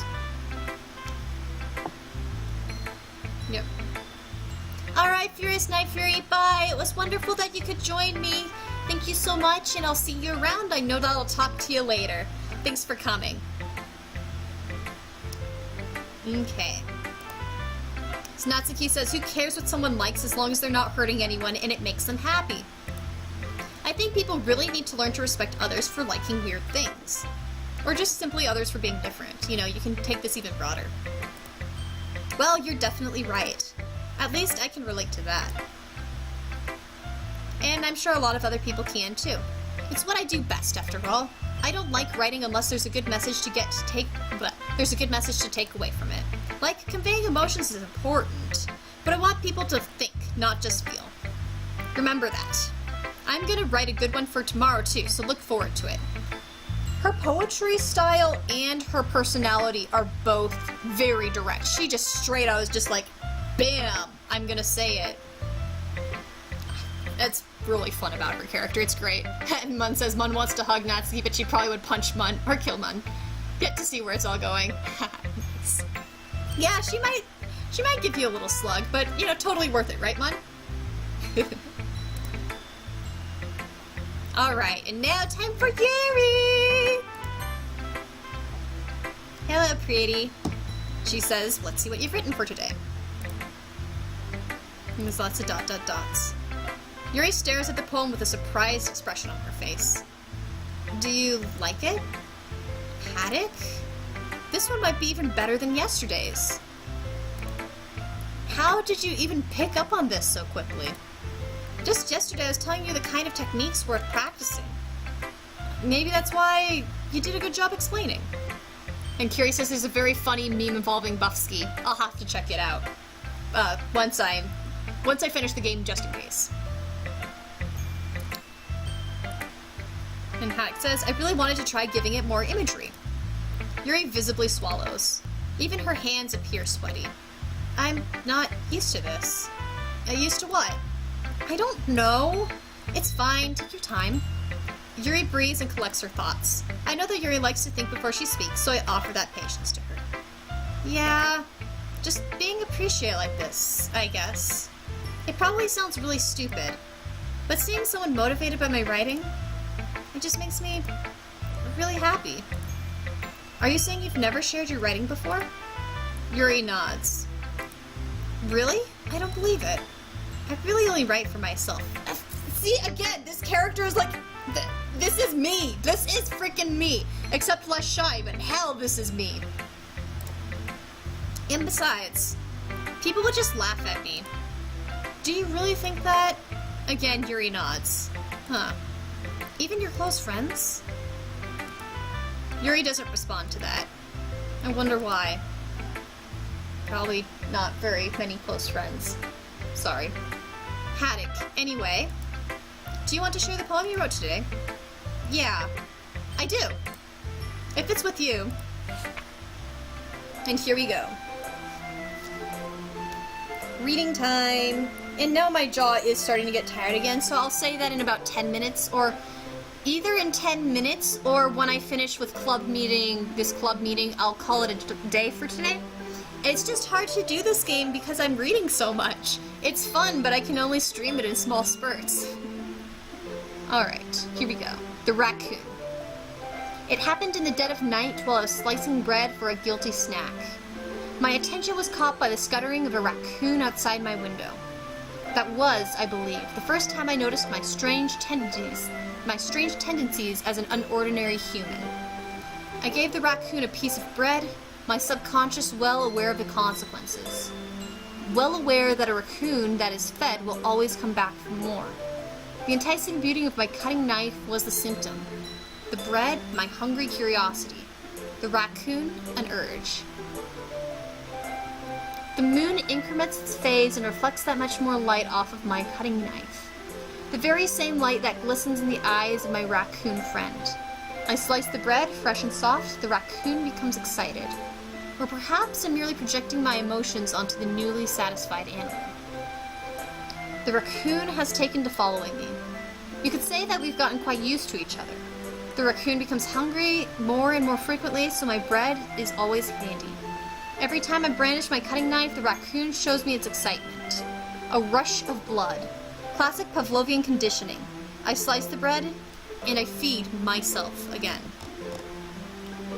I was waiting for that turn. I was waiting for that turn of seeing yourself in the animal that you're feeding.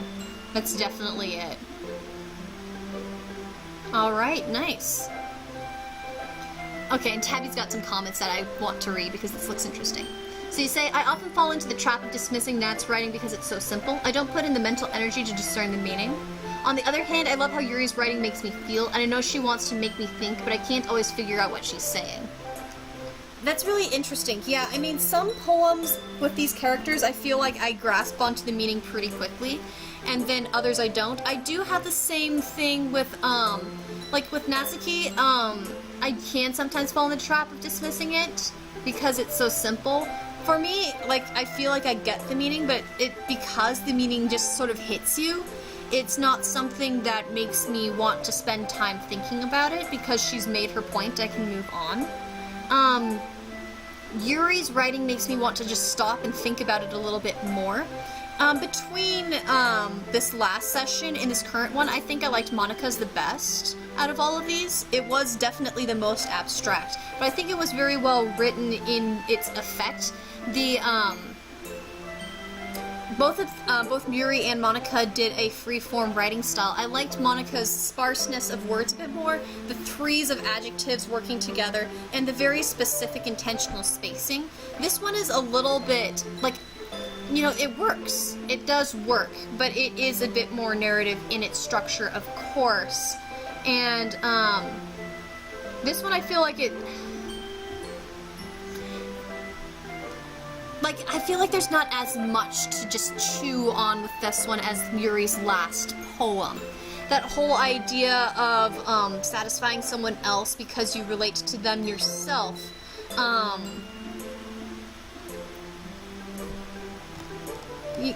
mean, it all depends upon your ending interpretation of the last few lines. But other than that, the narrative itself is straightforward in its own way, very metaphorical, but the idea of feeding the raccoon, increasingly having it come to you more and more, that much is easy to understand. It's just the metaphor behind it that is implied, in which you need to dig out. And I feel like there's multiple different ways that you can dig out this one. Oh, one good point. Yeah, Cyrus was amazing too, kind of a 180 from what you would expect. Yeah, Cyrus was a surprising poem for this round. I was pretty pleased with the layers in her poem, seeing the contrast between the rhythmed sections versus the free-form sections. I did really appreciate that. So that one was really good. Her first one, you know, the one where she woke up and wrote the breakfast one, you know, that one just gave me a laugh out of it and I didn't have to think more. But yeah, this latest one was a definite improvement.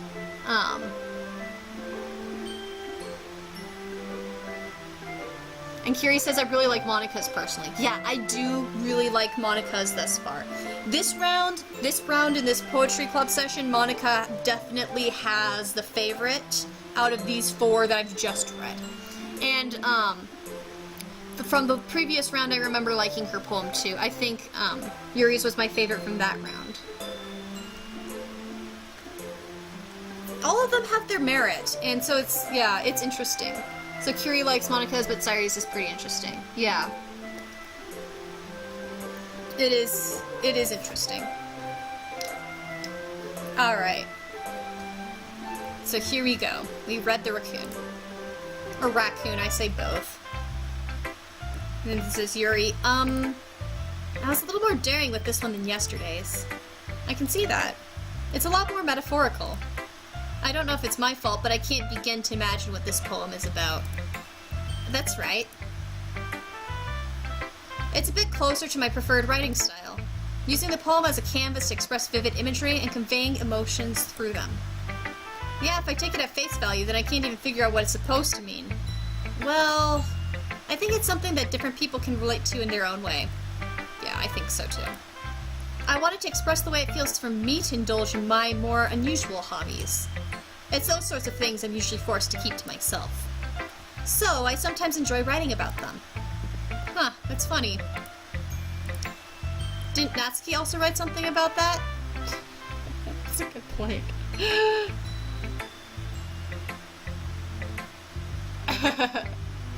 Oh, Mun, what do you mean? So you said feeling dissonance between game haddock and player haddock. Yeah? So, Game Haddock says, about someone being ridiculed for a strange interest? Eh? She did? Yeah. She was talking about how it doesn't matter what you're into so long as you're not hurting anyone. She's right. Yeah, I mean, does she really feel that way?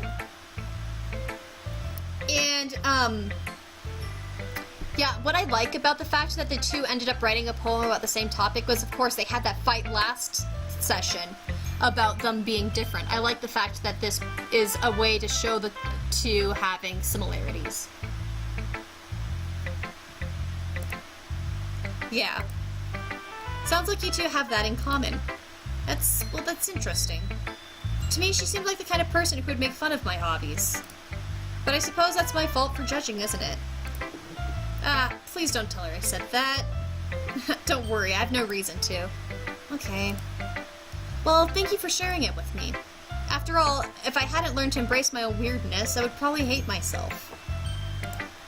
I might be ranting a little bit now, but I'm glad that you're a good listener. You're good at a lot of things. Writing, listening. There really aren't many people like you, Haddock. That's exaggerating a little bit. It's just how I feel. Aw. Yes, Kiri, exactly. Embrace your weirdness. Life is fun when you embrace your weirdness. I do not understand hide behind the weirdness. Weirdness is so much fun. Mun, embrace Yuri. Yes, Mun, yes. Agree. Give her the hugs. She needs the hugs. Let's be real, Yuri needs hugs. And Yuri says, I never thought I would feel so comfortable sharing my writing. But now I almost feel like I look forward to it. It's just a really nice feeling. And you're to thank for that. It's nothing, really. Yuri smiles sincerely at me. For just a moment, her timidness seems to disappear. Okay, everyone! We're all done reading each other's poems, right? I have something extra planned today, so if everyone could come sit at the front of the room. Is this about the festival? Well, sort of. Do we really have to do something for the festival? If it's not like we can put together anything in just a good... I cannot read a sentence, apparently. It's not like we can put together anything good in just a few days. We'll just end up embarrassing ourselves instead of getting any new members. That's a concern of mine as well. I don't really do well with last-minute preparations. Don't worry so much. We're going to keep it simple, okay? We won't need much more than a few decorations. Sari's been working on poster and I've been designing some pamphlets we can give out during the event. Tabby says, yes, Yuri deserves all the hugs. Yuri needs hugs. She needs the hug of encouragement. Give her the hug. Natsuki, okay, that's great and all, but that doesn't tell us what we're actually going to be doing for the event. Ah, sorry, I thought you heard about it already. We're going to be performing. Performing? Monica? Yeah, we're going to be having a poetry performance. Each of us are going to choose a poem to recite during the event. But the cool part is we're also going to let anyone else come up and recite poems too. Sari's putting it all on the posters in case anyone wants to prepare ahead of time. who's been coloring a poster, holds it up for us to see. Are you kidding me, Monica? You didn't already start putting these posters up, did you?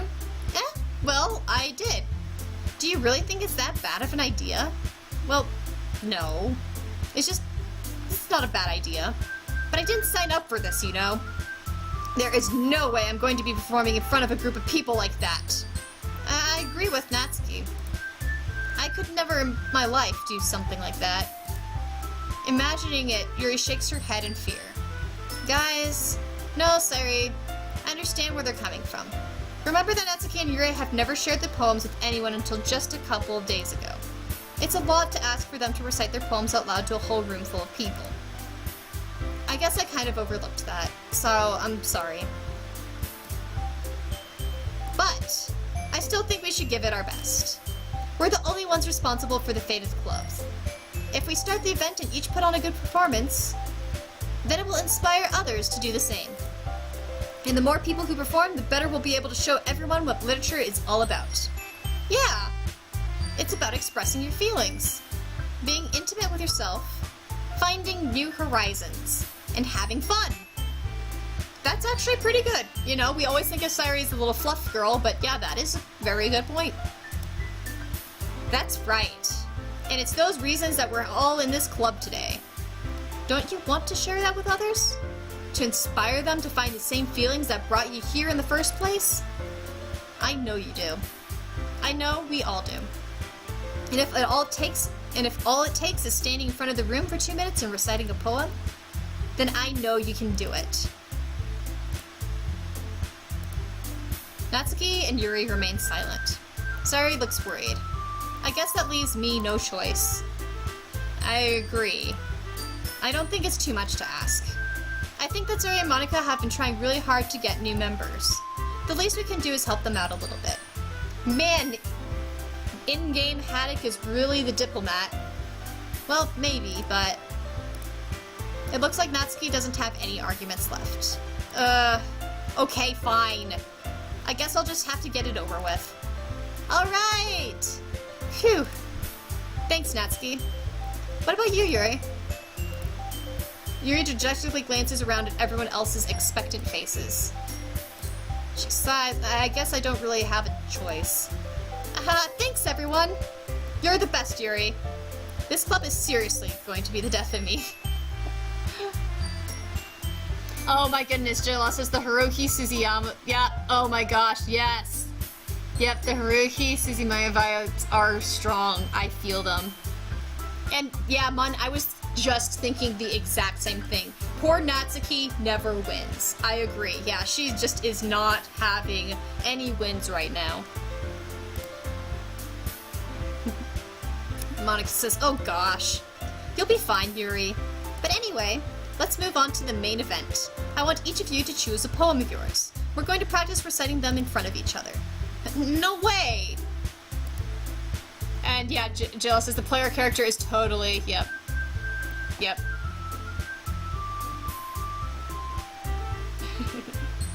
Monica, this is too sudden. Well, if you can't recite your poem in front of the club, how do you expect to do it in front of strangers? Oh no. Don't worry. I'll start off to help everyone feel a little bit more comfortable. Can I go next? Of course. Now let's see. Monica flips through her notebook to the specific poem she has in mind for herself. She then stands behind the podium. The title of this poem is The Way They Fly. Ahem. Monica begins reciting her poem. Her clear, confident voice fills the room. I'm guessing they're not going to give us this poem now, but they'll give it to us later at the event for anticipation. More than that, her inflection is pristine. She knows exactly how to apply emotion behind each line she recites, bringing the words to life. Is this something she's done before, or is she simply a natural? Curie says, I remember reciting poetry and play excerpts in high school English. Yeah, I have a whole lot of memories with reciting things. I learned recitation stuff in high school and junior high, but I came from a small private school where we had something called the speech meet. From what I know, people in the public schools don't have this event, But for me, it was something that I grew up and I started doing in first grade. And what we would do is we would memorize something in a category. Some people picked Bible verses, some people picked poems, some people picked narratives and so forth.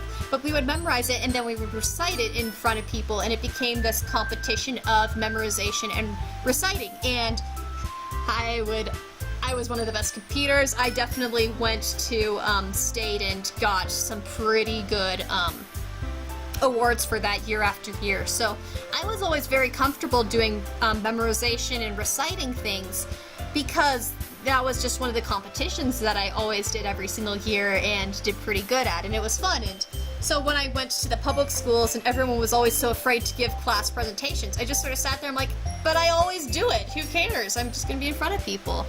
But I do know that stage fright is a very legitimate thing, and I know that lots of people are uncomfortable with it. So I give sympathy with that. It's just something that I don't feel. So yeah. Okay. And so, Tabby says, so Kiri says, I remember reciting poetry and play excerpts. Then Tabby says, same Kiri, I liked reciting poetry and giving speeches. Hated debate. Yeah, and I still have some poems that I have memorized. Oh, yeah, so like I actually met somebody who was a rather interesting person, and they had a tattoo on their hand that was the last few lines of my favorite Robert Frost poem, which we both had memorized, and we just started reciting this Robert Frost poem together in the middle of a party, and it was the best thing ever. Yeah, you know, whose woods these are, I think I know. His house is in the village, though. He will not see me stopping here to watch his woods fill up with snow. I can keep on going, but yeah, that one. That was pretty exciting. Yeah, so I still have a few poems memorized. I have, you know, since we, for school, we had to memorize Bible verses all the time. I have quite a bit memorized from that, too. I love memorizing, and I would actually be really happy to go back and start to memorize some more lines and things again. That would be fun. I still have a few Shakespeare things memorized, too. That was always entertaining. You have to say that one in a big, booming, dramatic voice just to be obnoxious to your friends. That one's fun. Okay. So everyone has their eyes on Monica. Sayuri looks amazed. Yuri has an expression on her face that I don't understand. Bon, what's Sans' battle dialogue again? You are not... No. I do have that memorized. I am not quoting it now. It's a little late. I said I was going to stop at 10. It's 8 after. So I'm just going to quickly get to the end of this thing. But you can probably poke me next time and I'll quote Sans' stupid battle dialogue. Because I do have the It's a Beautiful Day Outside speech dialogue memorized. I actually have some scenes from Mass Effect memorized. I am not admitting that. Oh, yes, I am admitting that. I think the worst Mass Effect scene that I have memorized is I have memorized the dialogue when Shepard shoots Mordin. I have that memorized. Please do not question that. Okay. Okay, then Curie, what do you have memorized? Okay, mostly Canterbury Tales and Kidman's Hymn for me. I still remember the school chapter 2. Yeah, 1 Corinthians 13. Yeah, that's a pretty... I still have that one memorized. I didn't memorize it in King James. I did it with NIV. But yeah, I still got that one too. That's a good one.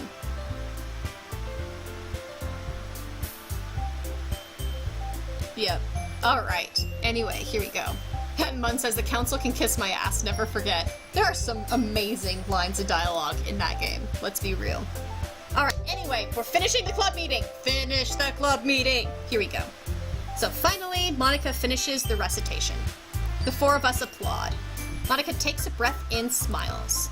That was so good, Monica! Thank you very much. I was just hoping to set a good example. Are you ready to go next, Sayuri? I'll go next. Woot woot! Yeah, Yuri! Woot woot! And then Yuri's fired up all of a sudden. Yuri clutches a sheet of paper between her hands and stands up. Keeping her head down, she walks quickly over to the podium. This poem is called... Yuri anxiously glances at each of us. You can do it, Yuri! It's called After Image of a Crimson Eye. Ooh, that's a cool name. That's a cool name. Her voice shakes as she starts to read the poem. Just a moment ago, she practically refused to do this. Why is she suddenly putting in so much effort? Yuri gets past the first couple of lines, her voice changes. It's almost like what happens when Yuri gets absorbed into her books.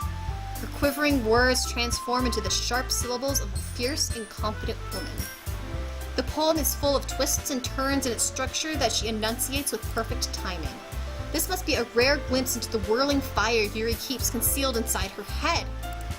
Suddenly, she's finished. Everyone is stunned. Yuri snaps back into reality and glances around her, as if she's bewildered even herself. Yay, Yuri! Alright, and see, okay, Jack's made a comment. So, Haddock, I know you're a busy bean, but I have things to talk about on Discord if when you have the time about streams and games and music and games.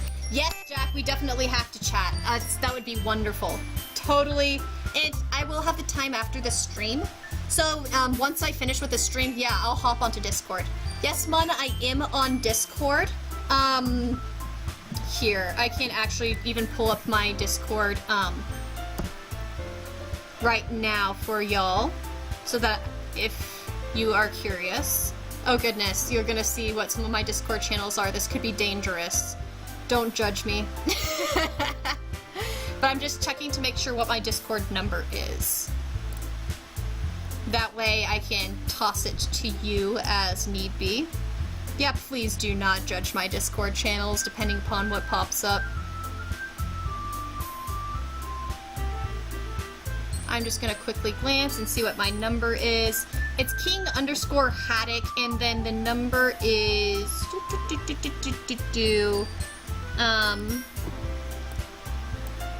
oh, come on. You're gonna show me. You're not gonna show me. Why are you not showing me?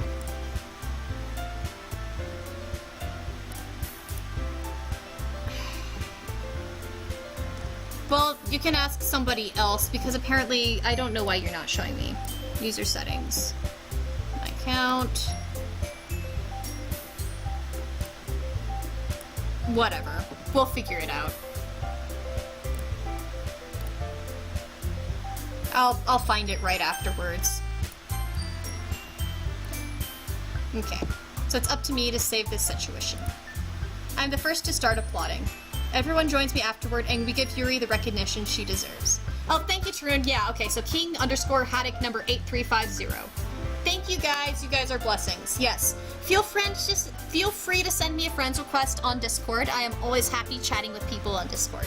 That is, like, such a wonderful, wonderful app. So wonderful. Okay, and honestly, one Discord channel that I would love to make, like a Discord chat, would be really fun to make a gaming one. I don't know if I'd have enough friends who are interested in just creating a gaming one, but like, you know, getting together a group of people and we can just yak about video games together. I think that would be fun. Okay. So it's not that we didn't want to applaud for her, but we were so caught off guard that we must have forgotten.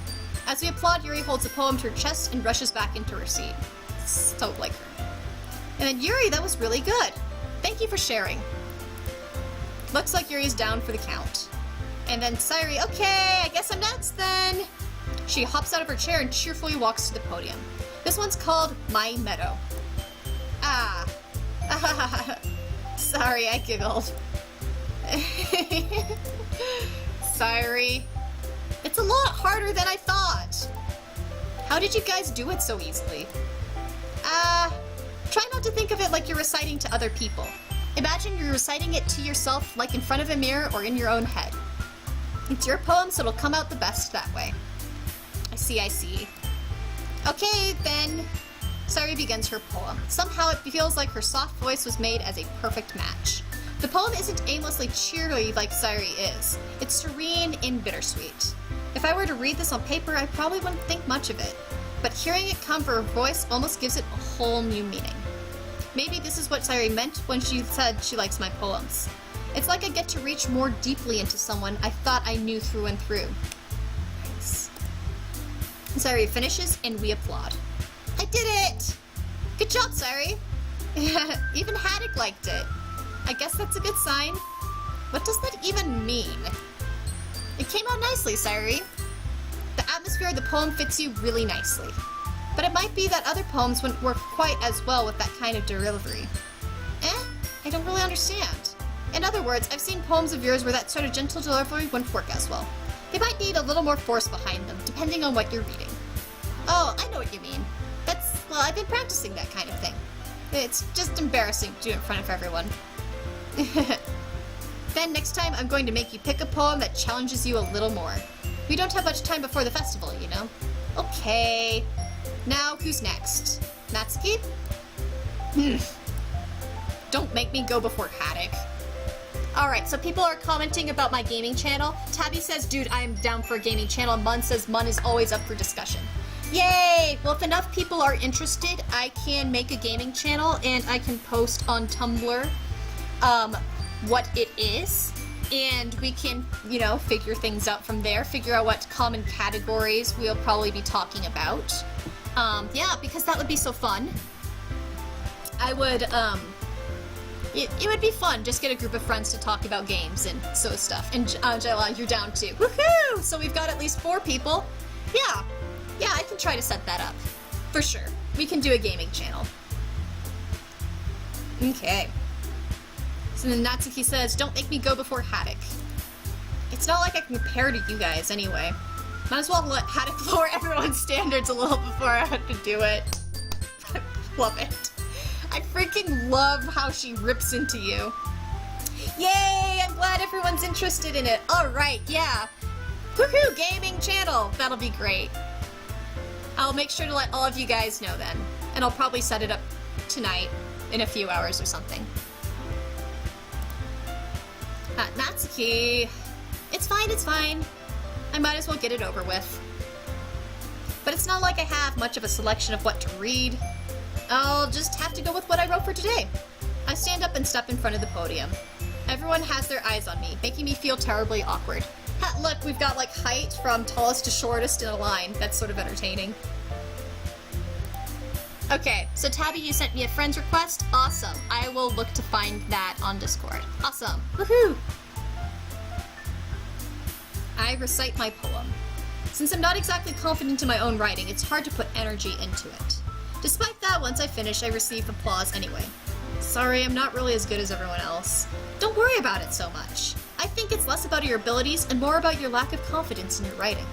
That's something that'll improve over time, though. Yeah, maybe. Alright then. That just leaves you, Natsuki. Yeah, I'm going. She's such a little raging ball of fire! Natsuki begrudgingly gets out of her seat and makes her way to the podium. The poem is called... Why are you all looking at me? Because you're presenting. Anyway, the poem is called Jump. Natsuki takes a breath. Once she starts reciting the poem, her sour attitude disappears a little. While she's still a little unenthused, her poem has a rhythm and rhyme to it. It's Natsuki's trademark style, and it works surprisingly well when spoken aloud. The words feel like they bounce up and down, as if giving life to the poem. Natsuki finishes and everyone applauds. Oh, Kiri, yeah, good point. Sundare. Yeah, there is a bit of that, too. Good point. She huffs back to her seat. That wasn't so bad, was it? Easy for you to say.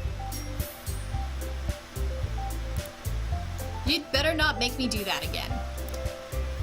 Well, do you at least feel prepared enough to recite a poem in front of other people? I mean, doing it in front of other people will be way easier. I can put on whatever face I want for other people. But when it's just my friends, it's just embarrassing. That's a surprise, Natsuki. I think it would be the other way around for me. Well, that's just how it is, so... Well, I guess in that case, you won't have as much to worry about for the festival. That said, I want to thank everyone for coming through. It might be hard, but I hope that you'll have an idea of what's it like now. Make sure you pick a poem and get enough practice before the festival, okay? I'll be making pamphlets, so let me know ahead of time what you'll be reciting. Jeez.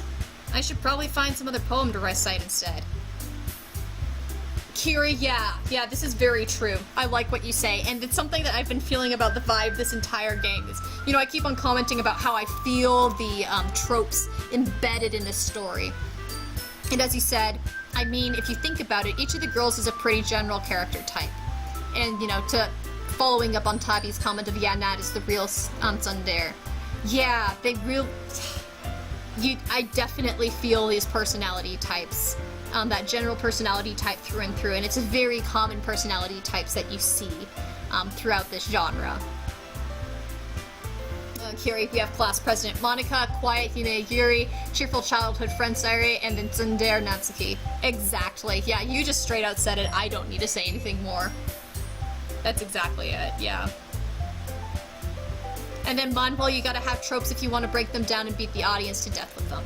Yeah, that's exactly it. So I actually like the tropes in this. I'm appreciative of how tropish we're being right now. And see, everybody treats tropes like unoriginal. The fact is we have tropes because they work. So if you write them right, they're good.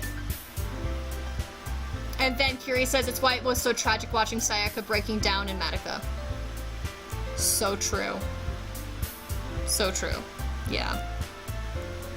Spoiler alert. And Jayla, tropes aren't the same as cliches, they're building blocks. That is very true. The challenge is lots of people treat tropes as equivalent to cliches. Lots of people sort of conflate the two. And I myself sometimes talk about tropes in sort of a cliche-ish angle. I definitely feel as though there are lots of people who conflate the two and then treat it as not original. Whereas, you know, they can be good writing elements. They definitely can. And it's frankly really hard to write without a trope somewhere. It is. Okay. So Haddock says I should probably find some other poet to write instead. Monica, that's fine too. It doesn't have to be your own. I'm already pleasantly surprised that you're putting in all this effort for the club. Makes me really happy. Yeah, no problem. Okay, everyone. I think that's about it for today. I know the festival's coming up, but let's try to write poems for tomorrow as well. It's been working out really nicely so far, so I'd like to continue that. As for the festival, we'll finish planning tomorrow, and then we'll have the weekend to prepare. Monday's the big day. Can't wait! I can do this, I can do this. Alright. I stand up. There's no way I'll be able to find the same enthusiasm in Sayori and Monica, but I'll do my best to get through it. If it's for the sake of the club and impressing Monica, then I'll have to do my best. Ready to go, Sayori? Yep. Look at you two, always going home together like that. It's kind of adorable, isn't it? Jeez, guys. Don't make such a big deal out of it. Must be a little nice, though. Well, how am I supposed to respond to that? It's okay, Haddock, you don't have to say it. Whatever, let's go already. And there we go. I'm gonna save here and call it a day. We did it! Alright. So here we go. And the history, since Mana, I know that you asked about the history way before, I'm pretty sure that it's just, yes, it's the conversation that I've had in the gameplay. Cool, cool. Alright, well, I will call this the day. Thank you, everybody, for coming to my stream tonight. I will not be streaming tomorrow, 100% sure on that, because I have a work day that ends at 11 p.m. So by the time that work is done, I will want to crash and not talk anymore, so the soonest that I'll be able to stream again would be Monday evening, and that I'll let you guys know if I'm in the mood for Monday evening. So anyway, thank you so much. It's always so much fun to hang out with you guys and do the stream. Thank you guys. Woohoo! We have finished day 2, and I will continue to stream Doki Doki Literature Club, and I am ready to do Mass Effect 3 Leviathan for the first time, so I will make sure to schedule in a streaming date for that one as well. Alright, good night to you too, Mun, and it was wonderful talking to you guys as always. I'll be around, and I will, remember, set up the Discord game channel. Okay. Alright, live long and prosper. Woot woot!